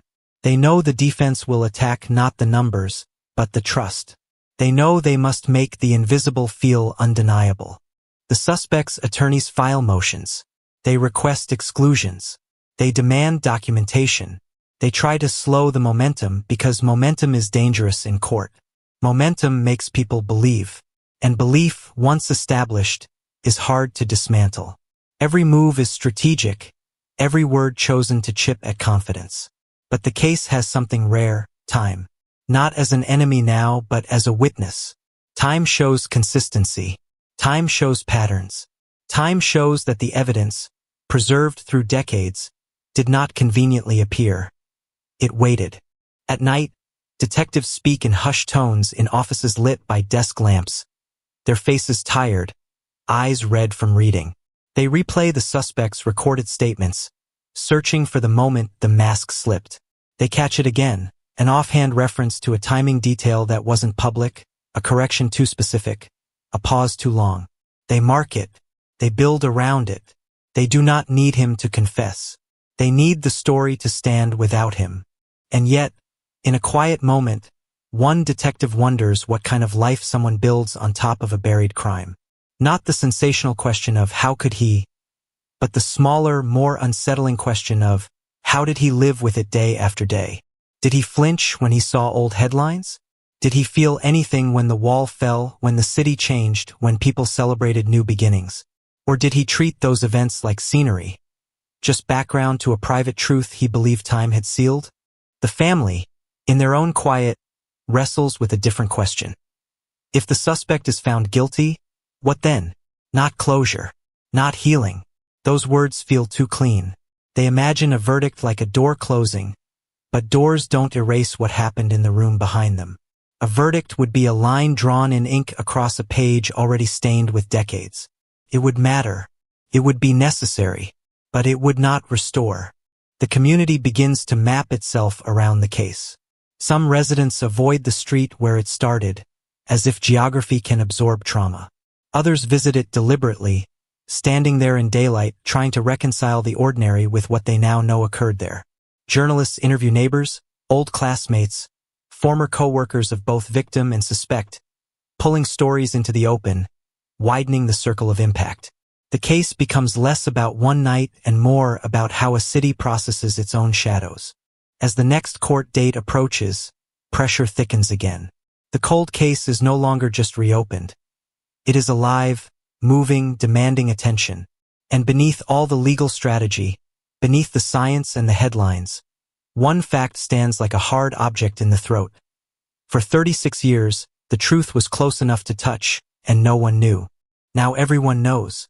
And knowing is its own kind of shock because it means the past is not past at all. It is present. It is here. It is walking through the courthouse doors, and the city is watching, waiting for the moment when a story that refused to end is finally forced to stop running. The next court day doesn't arrive like a spectacle. It arrives like pressure.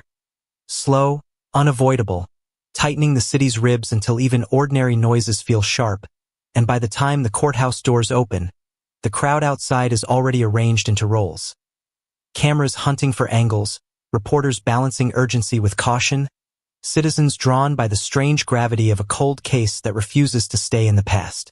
The suspect steps out again, older than the crime, but not older than consequence, and the flashes make him blink as if light itself is accusing him, as if the city is trying to burn a shadow off the pavement. Inside, the proceedings begin with the same controlled rhythm, the same formal language, but the atmosphere is different now, less about surprise, more about inevitability. The prosecutor stands and lays out the sequence the way a headline would, stripped of decoration. Berlin 1987, missing without explanation, cold case for decades, reopened, match, arrest. The words are clean, almost too clean, and the room feels the gap between the neatness of legal structure and the mess of human loss. The defense watches closely, waiting for any stumble, any inconsistency that could be turned into doubt, because doubt is their oxygen. Then the expert is called, not with fanfare, not with drama, but with the calm certainty of someone whose job is to translate invisible truths into something a courtroom can hold. The forensic testimony begins carefully, and every sentence is designed to survive attack. It's not presented as magic. It's presented as procedure, how the evidence was stored, how it was sealed, how it was logged, how it was retested, how it was compared, how probability becomes certainty without becoming arrogance. Charts appear, timelines, a sequence of custody forms that look boring until the room understands what they represent. Decades of a system not losing the one fragile thread that could still pull the whole truth into daylight. The defense crosses hard, not yelling, not performing for cameras, but using the sharpest tool available. The passage of time. They ask about old protocols, about degraded materials, about the possibility of error and contamination, about hands that touched evidence before modern safeguards existed. They speak the word maybe, as if repeating it enough times can change math. The expert answers in the same tone, returning again and again to documentation, to repeated tests, to standards, to controls, to the reality that modern results did not appear once, but multiple times, consistent, stubborn, unwilling to be persuaded by rhetoric. The room begins to feel it, a quiet shift from possibility to probability to something that looks like a straight line. Outside the courthouse, live feeds chop the story into pieces that fit screens, cold case evidence, DNA match, defense challenges reliability, family reacts. But inside, the narrative is not chopped. It is continuous, heavy, building. The family sits together without dramatics, hands folded, shoulders tense, eyes fixed forward as if looking away would invite collapse. They have waited too long to blink at the wrong moment. Each sentence spoken in court is a reopening, not of the case file, but of time itself. The investigators who carried the reopened phase are called next, and their testimony has a different texture, less sterile, more human, but still controlled. They describe how the file was retrieved, how old notes were reread, how overlooked tips were re-ranked, how the city's geography was remapped. They talk about what they found in the margins. Details once dismissed as too small, now anchored by the suspect's name. Corridor, a routine crossing, a location that made sense only when seen from the angle of someone who knew what to look for. They speak as if reporting weather, because in court, emotion is ammunition and they refuse to hand it over. Still, the impact lands because every methodical detail tells the same quiet truth. The answer was always closer than anyone wanted to believe. When the witness from the past takes the stand, the room tightens again. Not because the testimony is sensational, but because it is fragile. The witness is older now, voice changed by years, hands steady in a way that suggests a lifetime of carrying something heavy. They speak in short bursts, careful, apologetic, describing a moment that felt wrong back then but not wrong enough to stop the world. A glance in a hallway, presence that lingered, a feeling that something didn't fit. In 1987, feelings were not evidence, and fear made even feelings dangerous to share. The witness admits hesitation, admits silence, admits the long shadow of regret. The defense pushes, searching for cracks, questioning memory, questioning perception, questioning whether a decades-old impression can carry weight. The witness holds, not perfectly but honestly. The honesty matters. The suspect listens without expression, the way someone listens to a language they do not want to understand. At times, his face appears blank, and the blankness becomes its own kind of statement. When a photograph from the period appears on a screen, grainy and harsh, he does not look up. He keeps his gaze on the table as if the wood might offer refuge. The prosecution does not need him to react. Reaction is not evidence. But the absence of reaction changes the air anyway. A room can feel denial. A room can feel avoidance. A room can feel when someone is trying not to be seen. During a recess, the hallway becomes a current of whispers. Lawyers confer. Reporters type. Court staff move with practiced neutrality. In a corner, A detective speaks quietly to another, not celebrating, not relaxed, because cold cases don't end when arrests happen. They end when a narrative holds under scrutiny, when the story stands without wobble. This is the part that breaks cases. This is the part where mistakes are hunted. This is the part where every weakness is exploited. The detective's eyes are tired, but focused because time has already taken enough from this case. It will not take the outcome too. Back in session, the prosecutor introduces another layer, and it lands like a second headline stacked on the first. It's not about a new crime. It's about the life lived afterward, the proximity, the way the suspect's timeline overlaps with the victim's routines in ways that cannot be explained away as coincidence. It's the kind of overlap that looks harmless if you don't know what happened, and horrifying once you do. The court hears it described in neutral language, but the implication is loud. Opportunity existed. Access existed. Path existed. And after the night in question, the suspect had reason to disappear into normality, to become another face in a city full of faces. The defense counters by insisting that normality proves nothing, that ordinary life can be misread when viewed through the lens of accusation. They remind the court that a person can be near without being responsible, can be familiar without being guilty. They talk about the danger of narrative, the human instinct to connect dots until a picture appears. The prosecutor does not argue about instinct. They return to documentation, to patterns, to corroboration, to the stubbornness of physical evidence that does not care about storytelling. The battle becomes stark. Doubt versus structure, suggestion versus record. What if versus here is what we can prove? As the day drags on, the city outside grows restless. Public opinion shifts hourly, not because facts change, but because attention flickers and amplifies. Some people decide guilt is obvious, the cold case solved in their minds already. Others cling to skepticism, not because they trust the suspect, but because they fear the idea that the system might convict on a story built too late. The case becomes a proxy for larger fears. What time does to truth, what age does to certainty, what happens when justice arrives late and expects applause. The family leaves the courthouse at the end of the session with the same quiet they arrived with. There is no celebration. There is no relief. There is only endurance, and endurance looks like walking past cameras without looking up, like refusing to let strangers consume pain as content. Inside the car, the silence continues, not because they have nothing to say, but because language feels too small. Outside, headlines already rewrite the day into punchy lines. Cold case trial intensifies. Witness recalls chilling detail. Defense challenges DNA. The words travel fast. The truth moves slow. That night, the suspect sits in a cell that is too bright, too clean, too modern, as if the present is trying to deny the past even as it prosecutes it. He stares forward, eyes fixed on nothing, and the absence in his face becomes more unsettling than anger would be. Anger would be human. This is something else.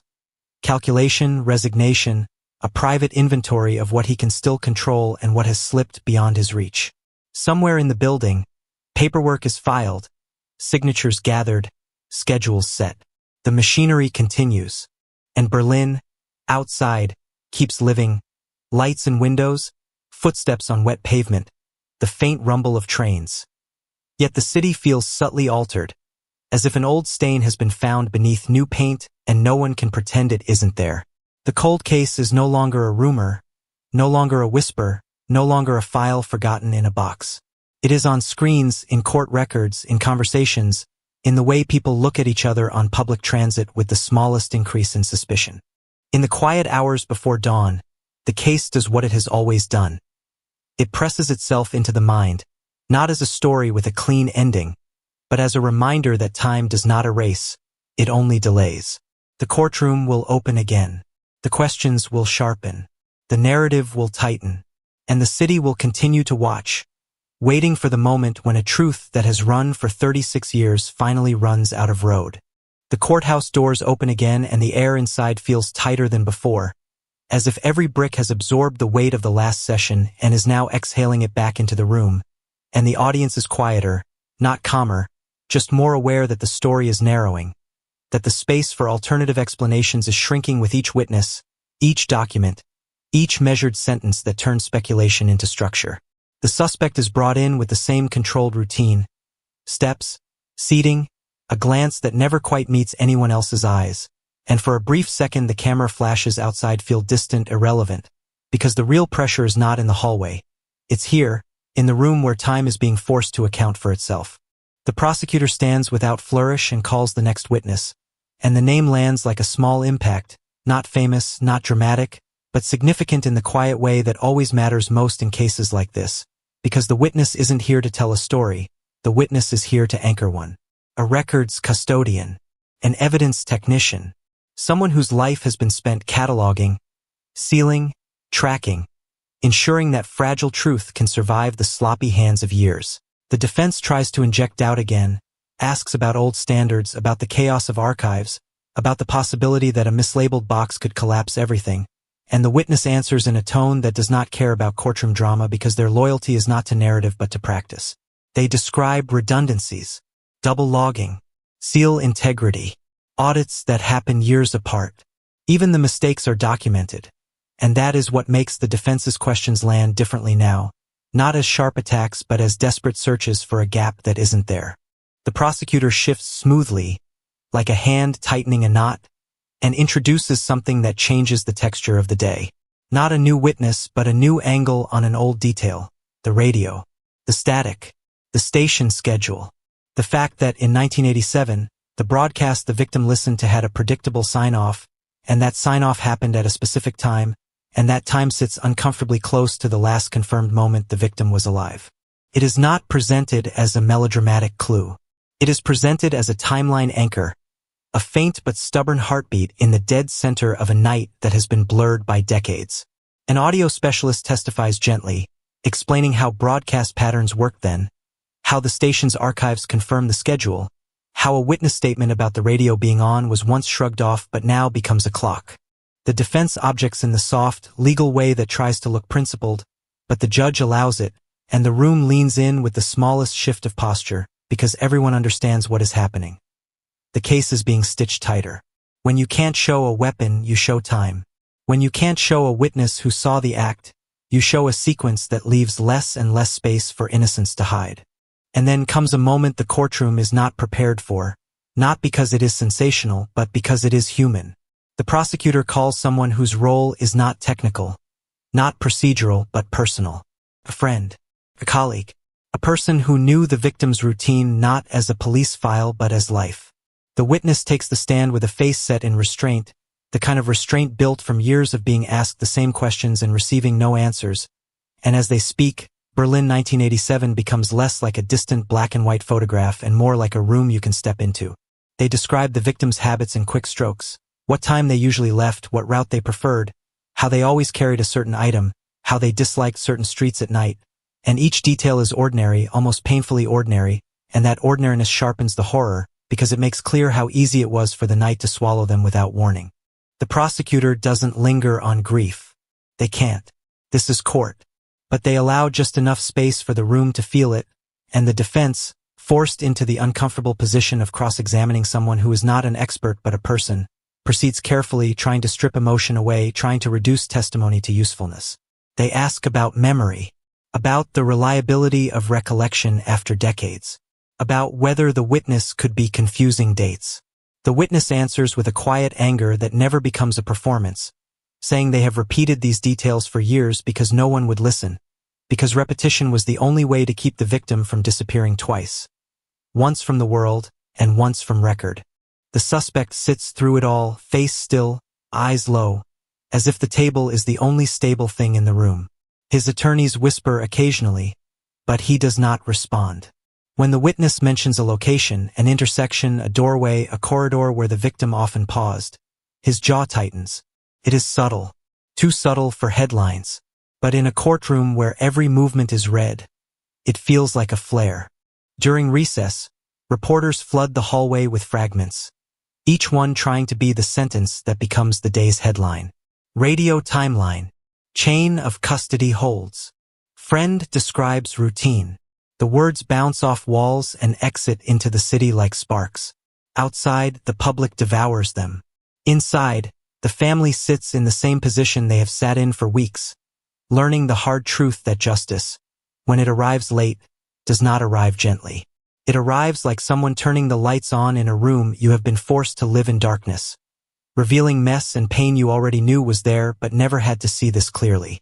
Back in session, the prosecutor moves to the most dangerous territory of all. The suspect's own words. Not a confession, not a dramatic admission, but recorded fragments from interrogation. Statements where he corrected himself, where he referenced details not public, where he attempted to deny involvement and accidentally revealed familiarity. The audio plays in the courtroom, tinny through speakers, and the sound of his own voice from the station is strangely intimate, as if the room is hearing a private moment that was never meant to be shared. You can feel the defense stiffen because they understand what tone does. Tone makes jurors believe they are hearing truth even when words are careful, and careful words, when replayed, can sound like avoidance. The defense attacks immediately, arguing that people say odd things under stress, that investigators can lead suspects, that confusion is not guilt. They insist the statements prove nothing on their own. The prosecutor does not argue that they prove everything. They argue what is more devastating: that they fit, that they align, that when combined with evidence, these fragments stop being random noise and start being part of a pattern. The case is not one pillar. It is a structure. You can push at one beam, but the building stays standing because there are too many others holding it up. The judge calls for order when the defense grows sharper, and the room quiets again, tension settling into the kind of stillness that makes even breathing feel loud. The suspect's attorneys request another private conference. They huddle with him, shoulders angled like shields. He listens, nods once, and when they return to their seats, there is a change, small, almost invisible, but real. The posture of a man who has been holding the line against time now looks like the posture of a man recalculating how to survive the next hours. He is no longer just enduring. He is anticipating. Later in the day, the prosecutor introduces an exhibit that is not dramatic but chilling in its simplicity. A map. Not a stylized graphic, but a reconstruction of routes, distances, and timing, built from old witness statements, archival records, and the suspect's own known movements. It shows the overlap like a quiet accusation drawn in ink.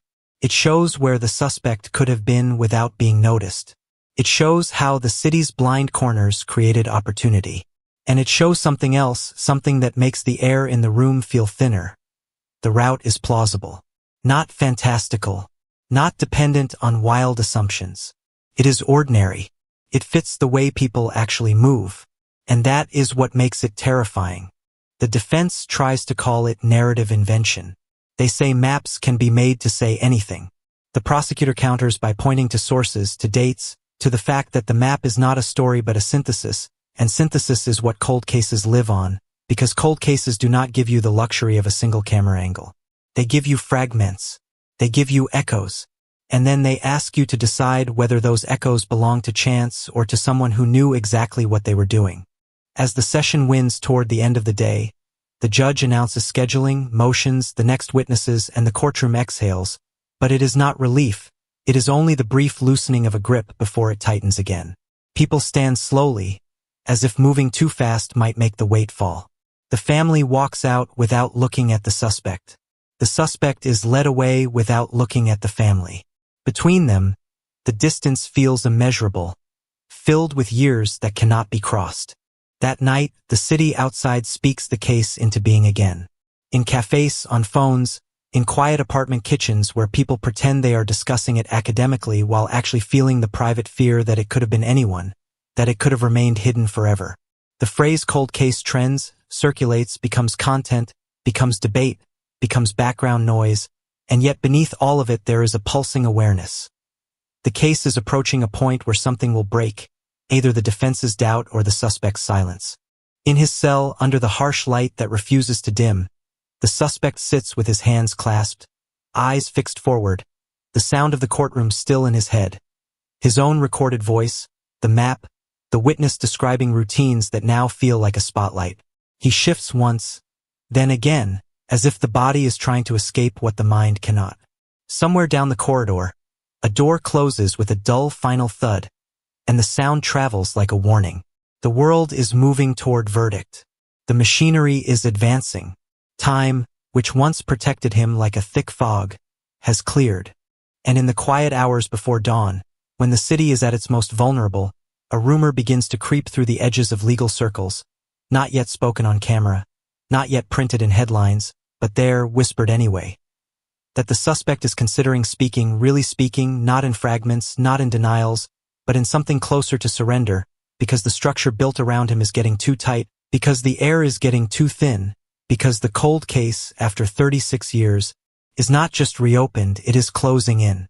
The rumor doesn't stay a rumor for long, because in a case this old, even whispers have gravity, and gravity pulls everything toward the same place. The moment where silence either hardens into defiance or melts into something that sounds like truth. The courthouse wakes to it like a low electrical charge in the air, the kind you feel before thunder, and by the time the suspect is brought in again, the room is different. Less restless, more alert, as if everyone is holding their breath without realizing they've been doing it for weeks. He sits down with the same controlled movement, but the control is thinner now, stretched too far across too many days, too many exhibits, too many voices describing a night he has tried to compress into nothing. His attorney leans in, whispers, pulls back. The prosecutor watches without expression. The judge's face is neutral, but neutrality in a room like this is its own kind of pressure. Somewhere behind the public benches, the family sits like stone. No longer surprised by pain, only prepared to endure it. The session begins with motions, legal language that sounds harmless until you understand it is the battlefield before the battle, arguments about what can be heard, what can be shown, what must stay locked behind procedure. The defense fights to exclude pieces that, on their own, seem minor. An audio clip, a timeline note, a statement from the interrogation room. Not because those pieces prove everything, but because they do something more dangerous.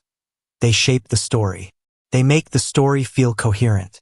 And coherence is what jurors remember when details blur. The judge rules with measured firmness, granting small points, denying larger ones, and with each denial the suspect's posture shifts by a millimeter, the body reacting before the mind can mask it. The prosecutor rises again, calm as ever, and calls for the final technical witness. An expert who explains what match truly means, who turns probability into something the room can hold without mystery. The testimony is not dramatic. It is methodical. It repeats what has already been said in different ways, reinforcing, because the prosecution knows this case will not be one on surprise. It will be one on permanence. Then the defense cross-examines, and you can feel the strain behind the questions. They circle the same points again. Time, contamination, degraded material, trying to carve out space where doubt can breathe. The expert answers without ego, without impatience, simply returning to the record, to the repeated tests, to the documented chain, to the fact that error has a signature and this evidence does not carry it. In the public benches, heads tilt. In the jury box, eyes narrow. The room begins to sense it. The defense is running out of new angles. A recess is called, and the hallway fills with movement and murmurs. But the family stays seated, conserving energy like people waiting for a storm to pass. The suspect is led away briefly, and when he returns, something has changed. It's not a collapse. It's not panic. It's a softness around the edges, as if the iron frame he's been leaning on has finally bent under the weight of 36 years.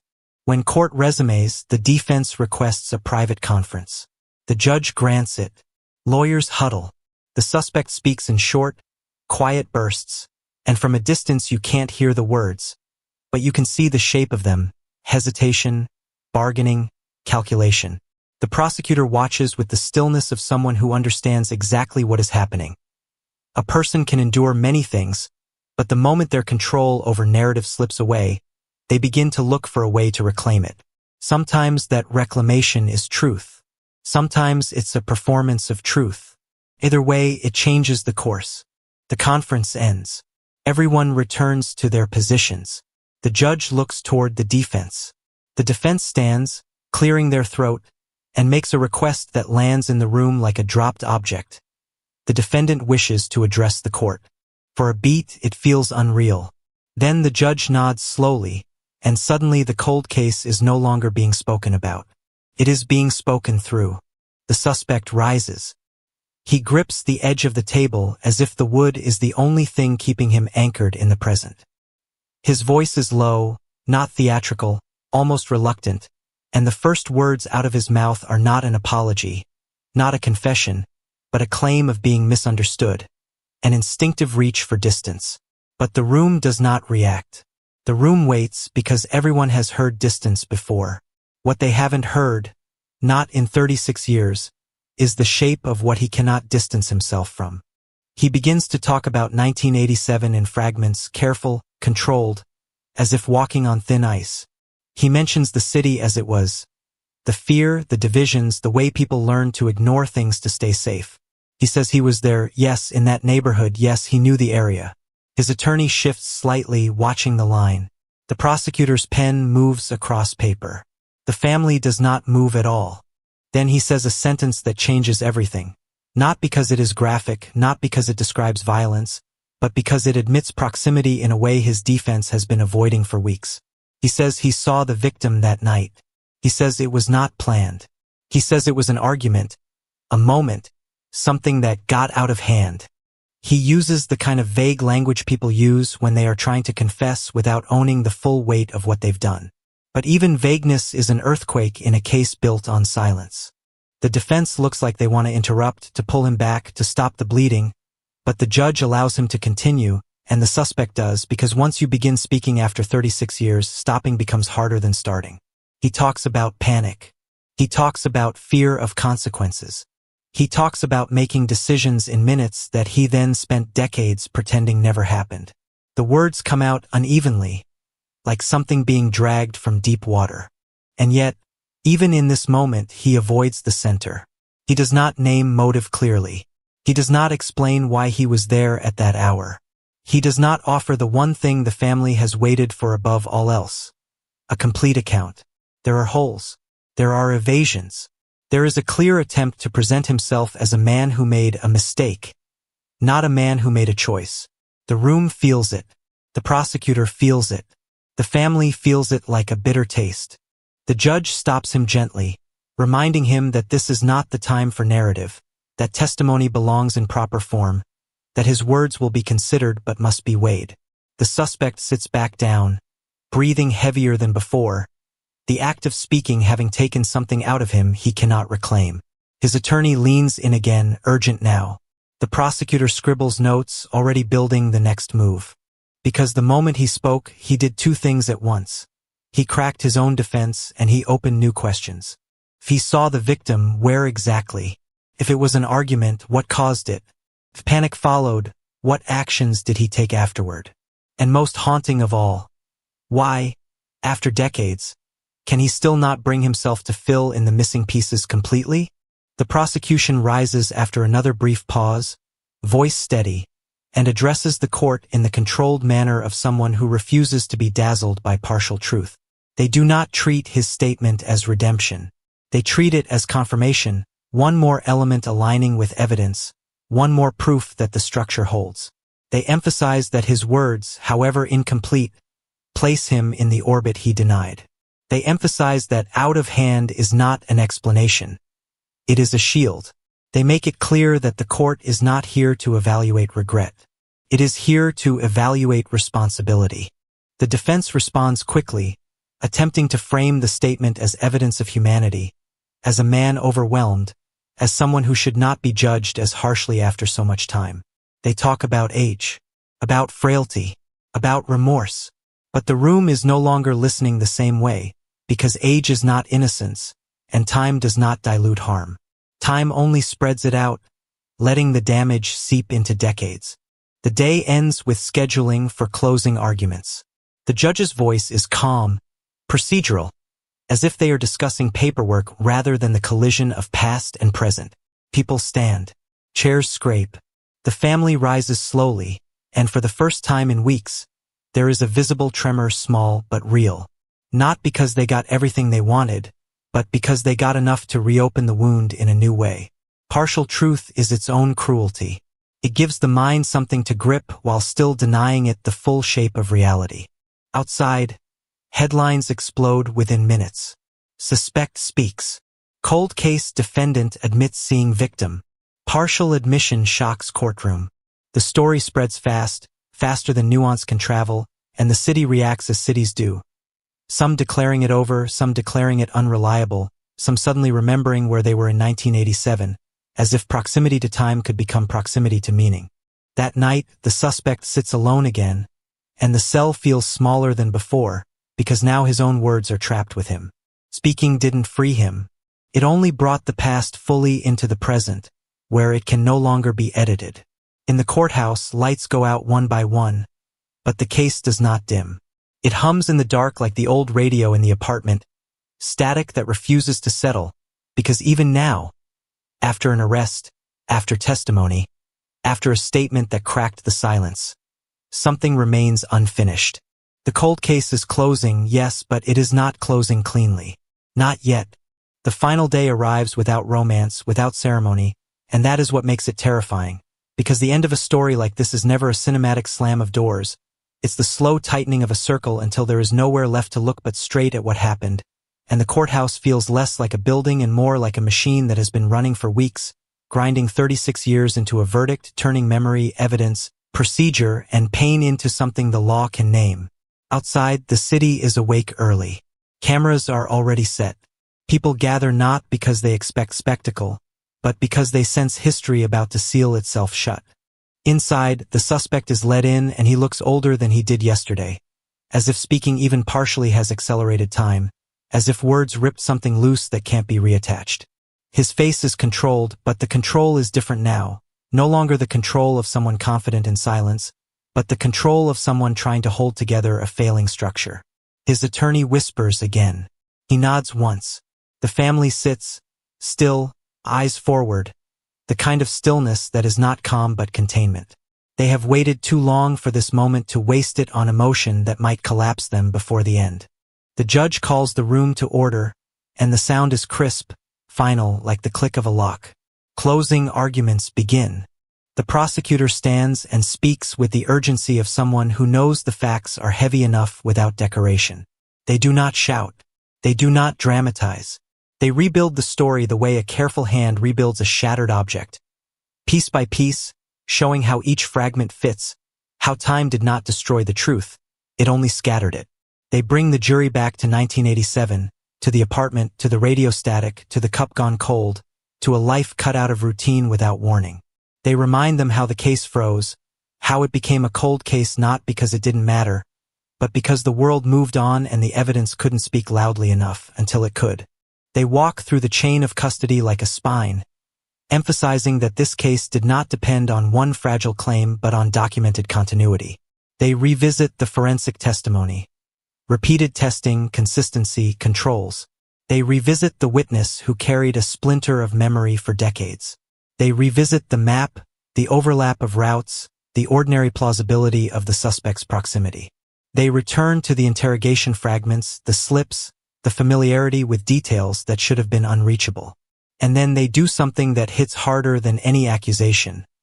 They bring up his own words, not as a confession of everything, but as a confession of enough. He placed himself in the orbit. He admitted contact. He framed it as a moment out of hand. But the prosecutor refuses to let that phrase soften what it is. A choice, an act, a life altered forever. The prosecutor's voice stays steady as they say the hardest truth in the room. Time does not erase responsibility. Time does not wash a crime clean. Time only gives the guilty a longer stretch of ordinary life and gives the victim's family a longer stretch of unanswered nights. They look at the jury and ask them not for vengeance, not for emotion, but for recognition of what the evidence shows when you stop looking away. Then the defense stands and the atmosphere shifts again, because the defense has only one weapon left: doubt. They speak of the danger of certainty after decades. They emphasize the fragility of memory, the evolution of forensic science, the possibility, however small, of mistakes layered across time. They say the prosecution is asking the jury to build a bridge across 36 years and walk over it as if it were solid ground. They remind them that a man's life now hangs on evidence that was once shelved, on witnesses who are older, on a system that admits it could not solve the case when it was fresh. They attempt to reframe the suspect's statement as desperation, as confusion, as a man crushed by pressure who spoke because silence was suffocating him, not because guilt compelled him. They talk about age. They talk about diminished capacity. They talk about remorse, about how the law should not confuse tragedy with intent. They repeat reasonable doubt like a spell, trying to make the room feel uncertainty again. But something has changed, not in the evidence, in the air. Because once a cold case shifts from mystery to confrontation, the room learns to hear avoidance differently. Words like maybe and possibly begin to sound like smoke, not like substance. And the suspect's partial admission sits in the center of everything like a stone. The defense can argue contamination, but contamination does not explain why he placed himself near the victim. The defense can argue memory decay, but memory decay does not explain why he recognized details that were never public. The defense can argue time, but time is not an alibi. Time is only distance, and distance is not innocence. The judge instructs the jury, voice flat, procedural, reminding them what they must weigh and how. The words are formulaic, but they land with finality. Then the jury leaves, and suddenly the room becomes a waiting chamber again, the kind of waiting that feels like holding a fragile object over a hard floor, knowing that if it drops, it will shatter in a way you cannot repair. The family sits, breathing shallow. The suspect sits, posture stiff, eyes fixed forward as if staring at the wall can stop time from moving. Lawyers whisper. Reporters outside speculate. The city holds its breath in thousands of separate rooms. Hours stretch. Time does what it always does in moments like this. It becomes louder. Each minute carries weight. Each sound in the hallway feels like it could be the one. A door closing. Footsteps approaching. A distant murmur of voices. When the jury finally returns, the room stands. The movement is automatic, but the emotion is not. It is a rising tide, pressing against ribs, tightening throats. The suspect's hands grip the table again. The family's shoulders tense. The judge's face remains unreadable, but even unreadable faces carry weight in a moment like this. The foreperson reads the verdict, and the words land like the end of a long fall. Guilty. Not with celebration. Not with relief that wipes everything clean. Guilty with a heaviness that feels like the final page of a book written in ink that never fades. The family does not erupt. They do not collapse in cinematic sobs. They exhale slow, as if their bodies have been holding air for decades. A hand reaches for another hand. A head bows. Somewhere in that quiet, something shifts. Not healing, not closure, but an acknowledgement that the world has finally spoken the word it refused to speak for 36 years. The suspect does not react dramatically. No screaming, no outburst. His face tightens, then empties the way a person looks when the last possible version of the future disappears. He stares forward, blinking slowly. For a moment, he looks less like a monster and more like a man watching the consequences of his own life arrive late but intact. The law moves on to sentencing procedures, to dates, to paperwork. The machinery continues, indifferent to meaning. Outside, the headlines explode instantly. Berlin 1987 cold case reopened. Suspect convicted after 36 years. Shocks community. Justice at last. But the family steps into that noise like people stepping into rain after surviving a fire. Cameras shout questions. Microphones extend like weapons. They give little. They owe the public nothing. Their grief is not content. Their relief is not entertainment. They walk away with the quiet dignity of people who have lived too long with pain to let strangers define its shape. And still, even after the verdict, the case refuses to become clean. Because the verdict answers one question, who, but it does not answer all the others. It does not explain motive in a way that satisfies the mind. It does not rewind time. It does not restore the years stolen, the birthdays missed, the family photographs with empty spaces. It does not undo the night the radio hummed static in a room where silence swallowed a life. In the weeks that follow, Berlin keeps moving, but the community carries a new awareness. That some crimes can hide in plain sight for decades, that justice can arrive late, and that late justice is both miracle and warning. The case becomes a story told to younger detectives as proof that persistence matters, that evidence can outlive forgetfulness, that a cold case is not dead, it is waiting. But for those who lived inside the case, the ending is quieter than any headline. The family returns home, and the house looks the same, but it is not the same. A chapter has closed, but the book remains. They sit with the strange sensation of finally knowing, of having a verdict stamped onto a wound that has shaped their lives. Some nights will still be hard. Some mornings will still feel heavy. Grief does not accept court decisions as medicine. It only acknowledges them as truth. And somewhere, in a room far away, the old file that once gathered dust is now marked differently. Not cold case, not unsolved.